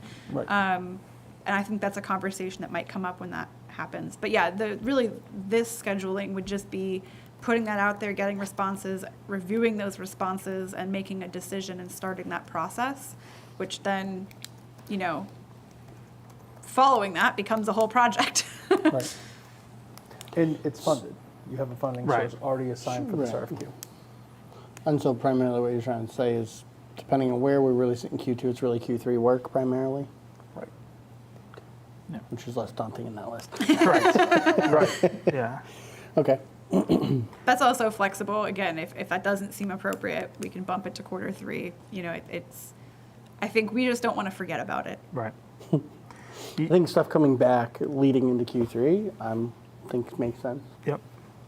versus, You had briefly mentioned the impact of when we get there, discussing putting in a building committee. I would be in favor of looking at a standing building committee that has an open charge to look at any of our large-scale building remodels, new construction, so that we don't have to reappoint a specific committee per building. We look at one that is standing that can look at any of those buildings that come up. we didn't do that with think it was you and I that did the public, Works, yep. DPW, Public- yeah, Public Public Works, DPW building committee. Yeah, we did. But I know we discussed that same thought process. Yep. And I want to say at least some of the ideas about what might be the complement kind of informed that group. Not saying that is the group, but maybe that's a start to starting that conversation again. I think we drafted some suggested charge language and some other pieces around there that I could unearth. Yeah. I think we're talking about what roles and departments that lend to pieces of sustaining those long term Yep. for the town, as well as input from stakeholders and those things. So I like that idea as well. We have oh, go ahead. No, it's fine. Go ahead. Okay, we have selective demolition on here for the IP mill. Obviously, this is a project that's contingent on a lot of other things. So, having community conversations, having conversations with elected officials, having conversations with Mass Development, who would be funding that work, figuring out how much that work will actually cost, since it has likely changed since we were actually awarded the funding. We did apply for further funding in the One Stop program, which will be announced this fall. And totally unclear whether that's something we're likely to get or not. But that could supplement the funds that we were already awarded if we do need more, which it's likely we will. I was just going to say, on that topic, have we, that you put out a poll for timing. Was there sort of any, I didn't see any correspondence since then. That's on me. Okay, fair enough. I was just I was wondering. going to delay that question by asking my other ones. I had time to go back to that. I summarize owe the results. Brian and Mariah a response on timing, but Okay. we're working on that in the background, yes. Mine was going to be, is there a timeline on that money? The monies for selective demolition? Oh, Do they expire? Are we at the end of this fiscal year? I see you've capped it no, at. it's not okay. the end of the fiscal year. We don't actually have the MOU with them yet. Start that process. My understanding is that it's not tied to any particular fiscal year. I don't know if there is an upper limit on it of 5 years, 3 years, 5, I have no clue, but I know that it's not tied to the fiscal year. They have flexibility on that, which is why they've been able to hold it for us for this long. So once we have that MOU, obviously you'll all look at it and we can have a more specific conversation if there is a timeline attached to it. And specifically, that was the 600,000? Yes. And I think we applied for, was it another 400,000? Believe so. I think in the The recent one-stop. one-stop round. It was something like that. Right. Going back to your question, I mean, it's kind of relevant. It's not, to me, it's not that specific of business. This is just kind of clerical, but feedback was generally August 15th at 3 o'clock was the primary date that worked for the most. Brian and Mariah were proposing doing 2 separate visits and then a September meeting. I was on the fence about stringing it out, so it's kind of just where I've been sitting with it. If either of you have thoughts about whether you want to do that or not, I think you were thinking like a 15th, 22nd, and then a September 7th meeting or something, like a specific night just for that. I believe the 15th was actually the day that neither of you two could go. And so we were proposing, because of that, there wasn't a day. Two? Yeah. You said neither of you You could be two, there. didn't you? Sorry, Yeah, I so I was pointing gestured. to, I don't know who you were pointing to. The two people who said no. Okay. I don't know who said no. Yeah. I don't remember if I, I said said yes. no, I'd have to I'm look at my not calendar, around. honestly. I'm not around. I've Okay. toured the building, and I know there's been change Yeah. since the last time I went through, but I understand what the building did look like, and Yeah. I do. I've been in there so many times. Yeah. I was gonna say, I've been in there a fair amount of times. I might not even go. I put dates and times, but Yeah. I don't like need to see it I'm not again to worried know. if I cannot make it. I know if there's a large majority of stakeholders that can, Yep. I really want them to be able to go So the 15th seemed to work with most maximize. of our stakeholders that we're Yeah. trying to engage with. We thought about offering the 22nd as a follow-up date if that worked better for some folks. The goal was also to take some photos while we're in there to bring those to that future joint meeting, whatever date you all select, so that we could put it up on the screens and people could see, and the public could also see those For images. those that couldn't attend. Because we're not going to take the public through this facility. So we would capture that during these site visits and then Yeah. choose a date that made sense. I would assume a venue like this for all of these boards and commissions to meet together and have this conversation. I can, to follow up on that, I can make the 15th. Okay. I just didn't go through the whole, I saw that some Yes. people put 20 different dates. I just didn't feel like doing that. And Sure. so I put areas where I knew I did have an issue Okay. and then kind of left it blank. But that's something I can attend. Okay. So I guess let's give the direction now. Let's do August 15th at 3. We're not going to do a second one. Let everyone know if they can make other arrangements to attend, great. I know our public safety team is not, shall I say, encouraging people to go in ever, let alone multiple visits, so I really don't Yeah. want to go more than once. I know they've expressed concerns even for their own people going in there. So obviously, we've done it before. I know we've been through and we've had work done last. Real clear guidelines on footwear and Yep. safety and all that ahead of time. And then looking past that, I'm not going to look for you to provide a time now, but I would encourage something like later that week on Wednesday or in the following couple weeks. I don't really want to wait till I don't want to wait like 3 weeks after the visit to have the conversation. I'd like it to be fresh for people, as fresh as we can. So Okay.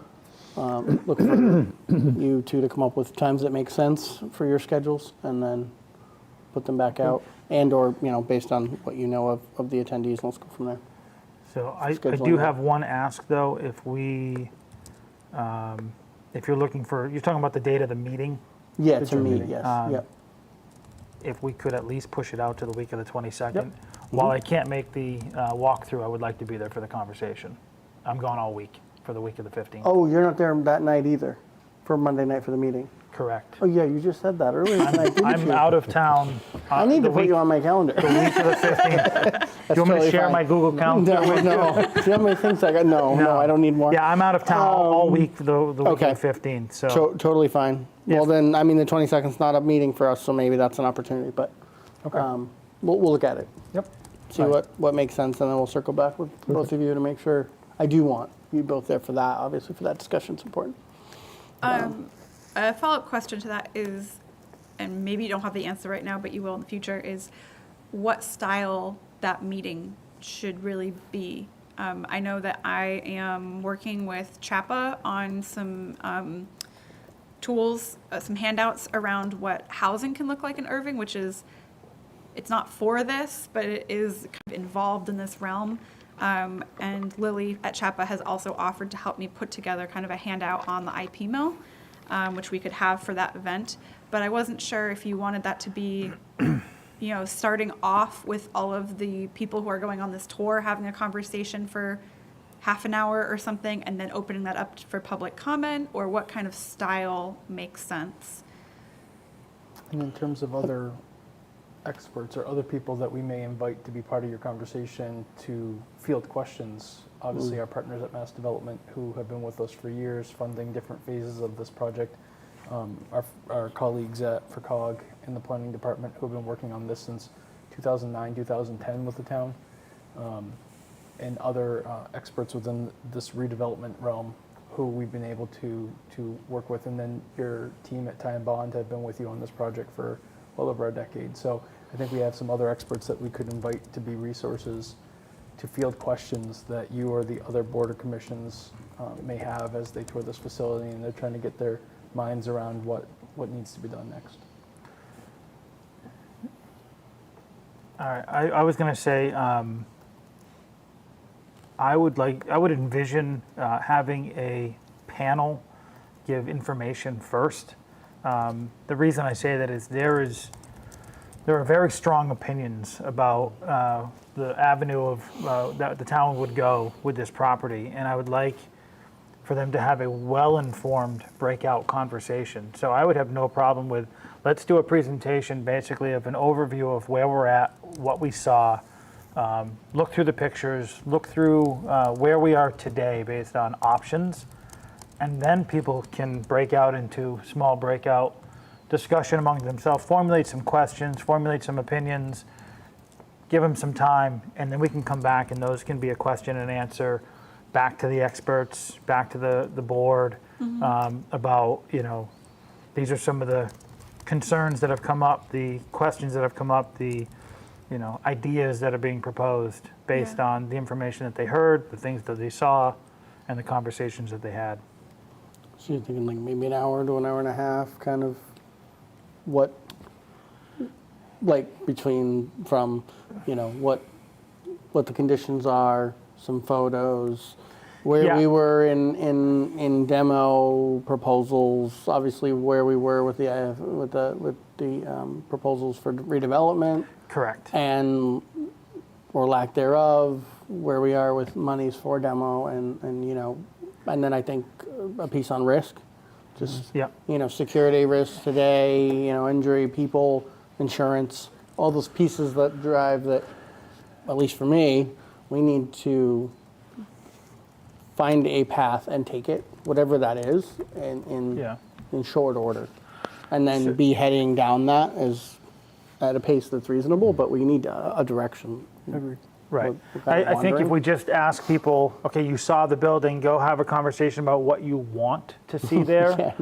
We could be Yeah. in a meeting, in a discussion panel like that for weeks about where it would go.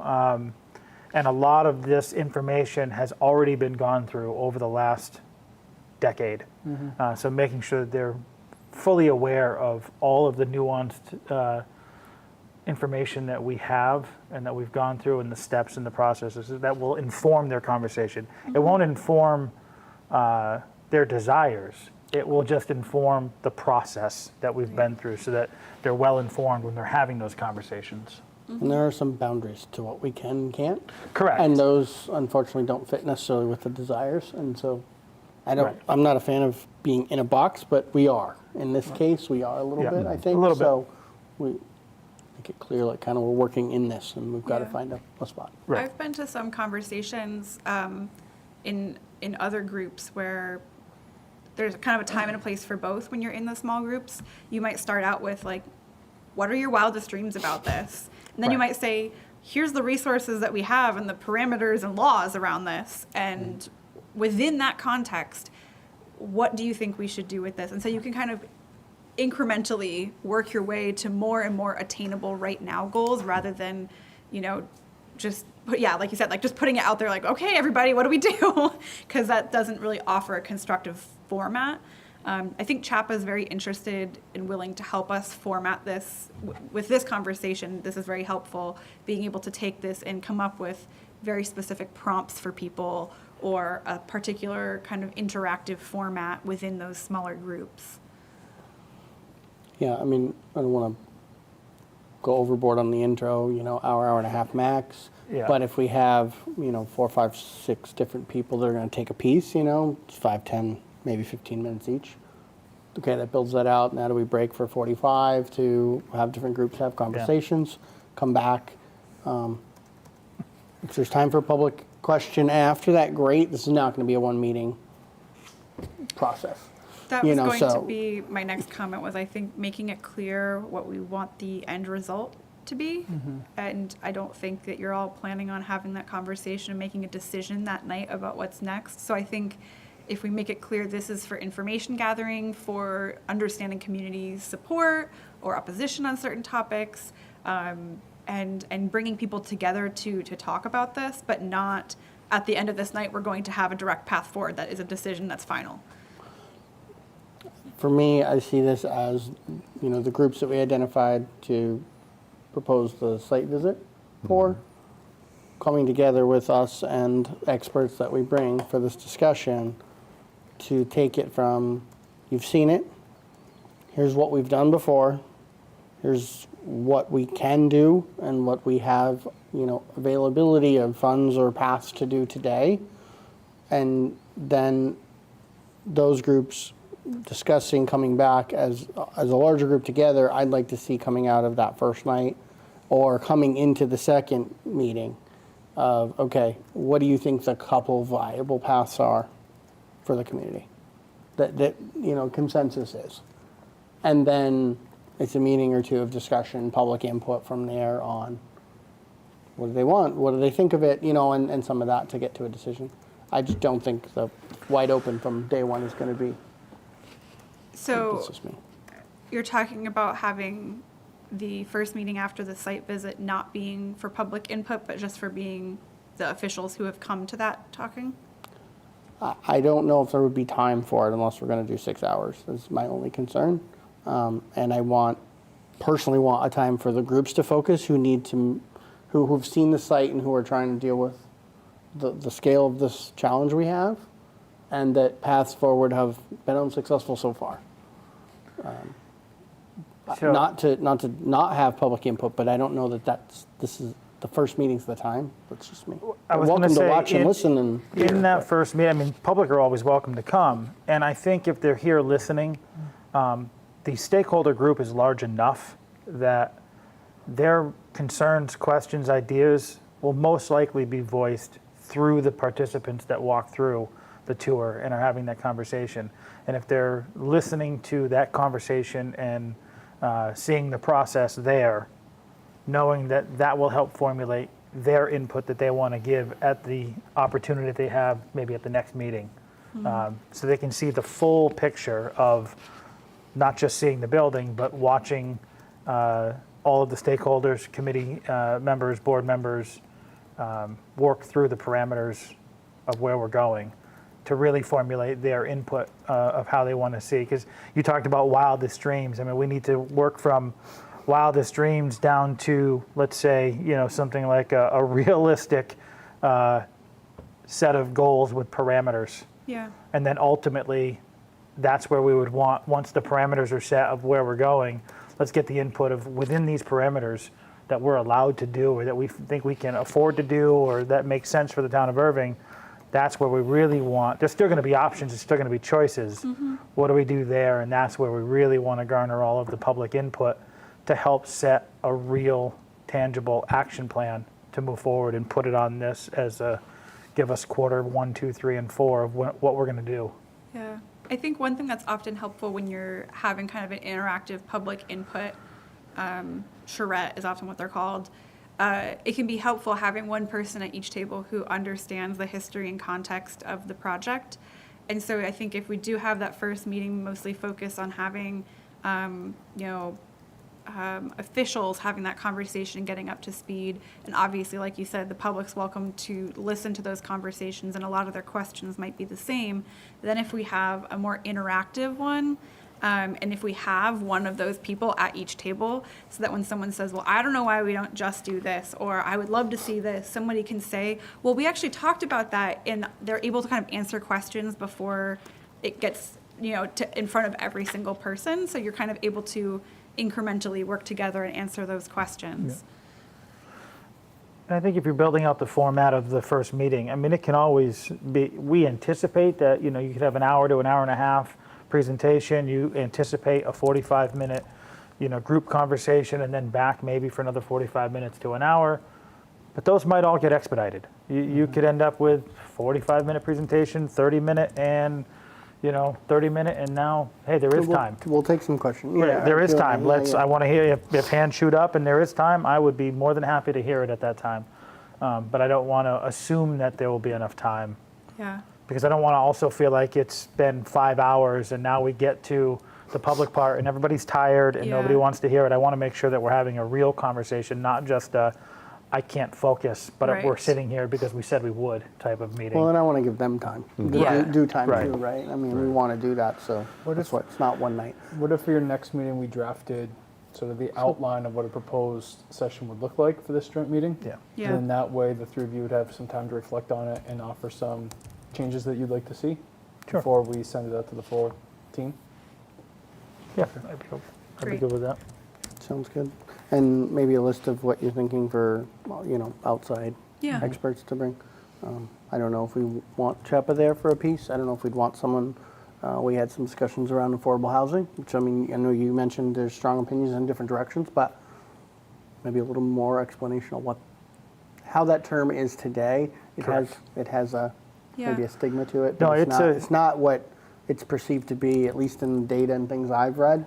Correct. I would not have perceived it to be the way it's the way I use the term now if I just heard it 10 years ago. Correct. Yeah. So different things that may I be think pieces. that's an absolute, and you had talked about, professionals that have done redevelopments. I think there are architects out there that have been, and engineers that have been part of these mill redevelopments for a multitude of purposes, industrial, commercial, housing, and finding an expert or two that can come and talk about, the viability of a building like that and its, potential uses, and having them as part of that is conversation.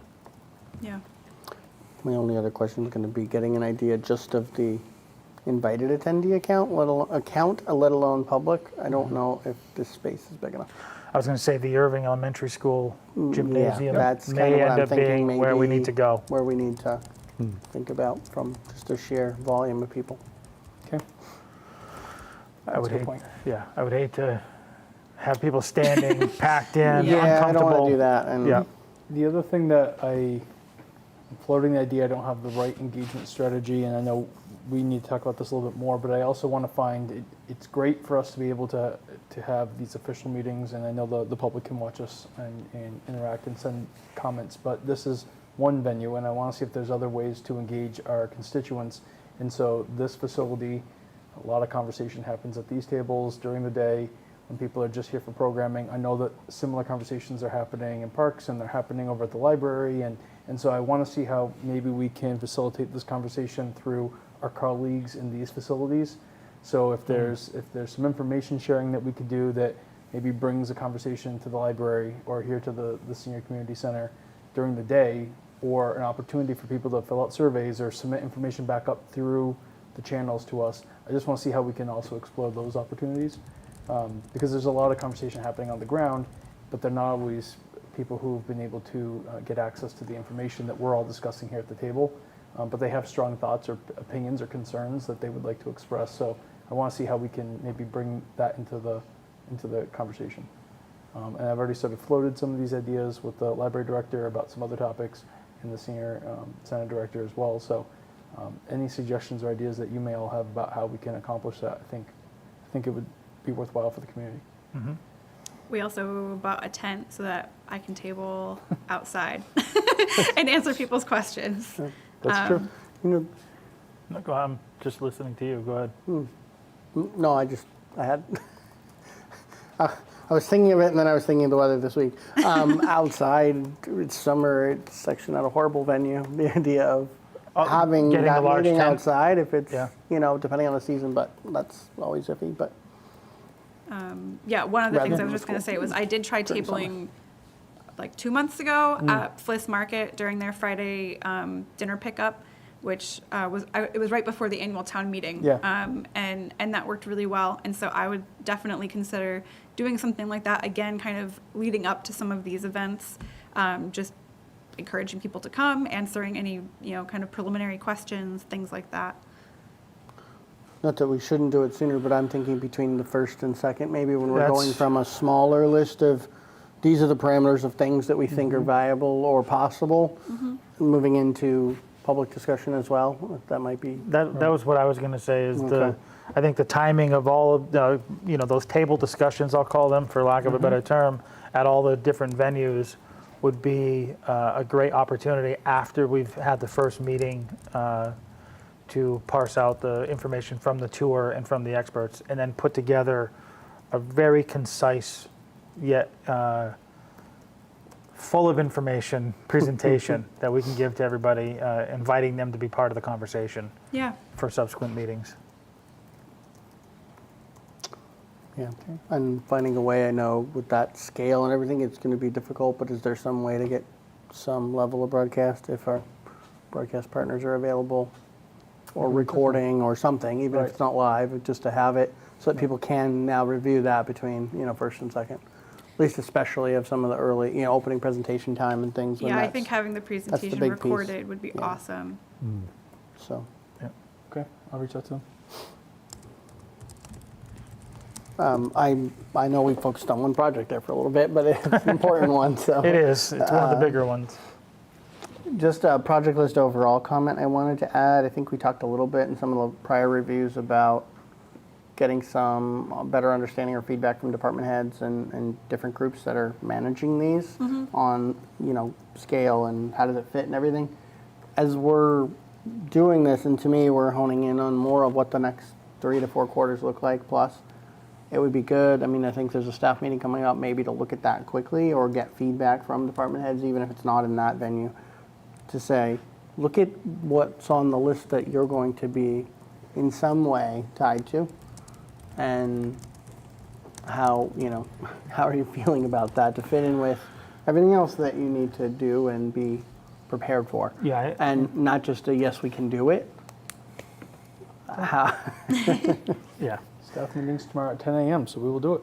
I planted that put them on seed. the spot, but Yeah, I planted that seed with one of the department heads after we had that original conversation, saying just put this in the back of your mind that there will be a future conversation about, looking at, the equivalence of what, like a full-time equivalence. How many projects can you take on in your department? What's your bandwidth? And really honing in instead of just saying, of course we can do it. I would hate to say no to anything you ask. Yeah.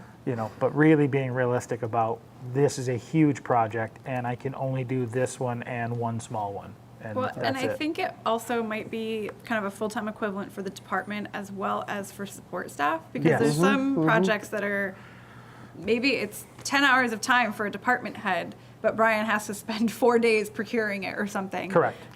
So Yeah. I think maybe we can find a way to kind of visualize both of those things. Thank you all for reviewing that. Are there? yeah, just back to the list. I don't want to short it. There was a few that we didn't touch on. The last couple, I guess we kind of did because Yeah, they we were all kinda fed did. into earlier ones, Right. right? Yeah. One I just want to call out. I don't know. We don't necessarily we're there yet in terms of scoping, and or how we fund it. But the keyless entry for the PD I think needs to be a fiscal 23 project, if we can find funding. And What was that? the keyless entry for the PD, I think it needs to be upgraded in 23, FY 23.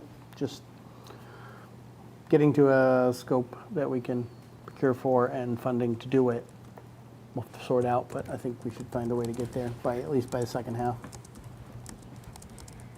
It may be a good off-season, if you will, wintertime project too, just because it's not as weather sensitive.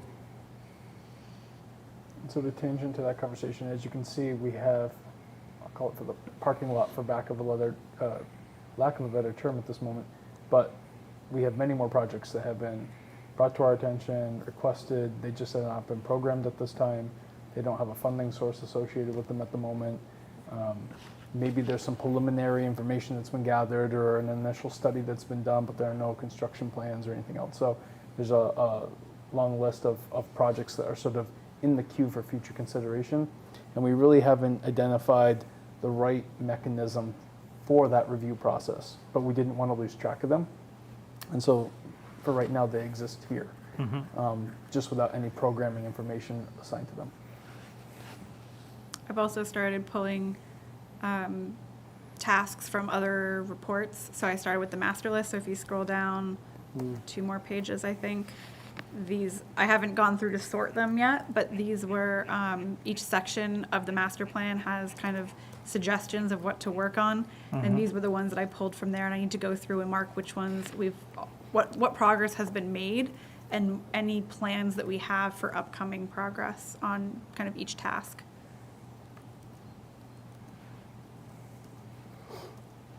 That's good. I would just say, I don't know the timing, maybe it is better for a Q2, Q3 timeline is just to come back around to dry storage / DPW Public Works building. I think it makes sense to get back together with that group. We kind of put a pin in it and left it where it was and at least come to some discussion about where do we think that final design needs to land. And then even if it's just on a shelf until we can determine where and when and how we're going to fund and bring it to that point. But getting to a design point, I kind of feel like we actually did a good job of that maybe in retrospect on Church Street. We did some work. We got to it close to a final design. We kind of came back to it, picked a design, and then we were ready when we were ready to bring it forward when it made sense. And I would just ask, is there opportunities around building funding? We have a lot of building know, we're in, we're working on bridges and we're going to move into buildings. You know, they're just in terms of large scale. Like we got a couple large. We've had a lot of large sewer infrastructure, road infrastructure, bridge infrastructure, and that's going to move into building infrastructure. And we've got a couple large building areas that we need to think about. So Yeah, I don't know think if there's any funding unfortunately, that can help us there. I don't think so, but yeah, I think unfortunately, unless you have a historic building, there's very little option for outside funding for things like that. There are a few things that Brian and I have looked at through like the USDA, but a lot of it is borrowing, not necessarily grant funding. yeah. Okay. I'll keep my eyes out for sure, though. And it may be something where we can notify our legislative delegation to make them aware that these are sort of projects that are up on the horizon, and if they hear of anything through their different channels that they can bring to our attention, that may just help cast our net wider. I mean, the elementary school, they're on here, but there's a couple large ones that they've been off and on trying to get a funding for too. So Right. that are at least large renovation type. So Right. The funding source for the Zelinski Field ADA, that's a revolving. Special appropriation, Okay. and we're going to start the first phase of that. See how far we can stretch. We're going to really focus on the playground first to get that part taken care of, and as soon as that work's done, check back in about what's left in the appropriation, and can we do the next phase, which would be more focused on the ADA pathways. Yeah. So I know in speaking with the clerk, Bretta, they were already looking at the dugouts for the ADA, at least preliminarily, Yep. looking at, precast and what they can do to comply with ADA. What are the options? Very cursory, nothing. And that's another, so not necessarily by design, the appropriations through special articles for Zelinski have been specific discrete projects. So there is a project for ADA and the playground. There's a project for the dugouts. There's a project for the bathroom. So in typical fashion, we would probably approach a comprehensive renovation of a park and put all of those activities under a larger umbrella. For Zelinski, for some reason, the approach had just developed that we would do discrete projects. So we have a funding source for dugouts. We have it for the playground. So I just need to work with Bretta to finalize these projects and make sure I've got the rec commission's approval and go forward and get them procured. And I understand that her first priority is absolutely the playground. So we're going to work Right. on that piece and get that done. And then the dugouts, the only question I think that was remaining for the dugouts was through the strategic planning process that they did a year ago, were there any slight adjustments that may happen to the ball field? Not that the ball field is moving, but if there's any adjustments to that, do we need to consider those before we place brand new dugouts exactly where they're going to live for the next foreseeable future? Yeah. So just want to make sure that we didn't rush into a project only to then say, well, now we have to adjust it. Right. So So some of that stuff's going to land in this plan next 6, 12, 18 months. correct. The playground should be done this summer or early fall. Right. I didn't I did miss it. There it is. Never mind.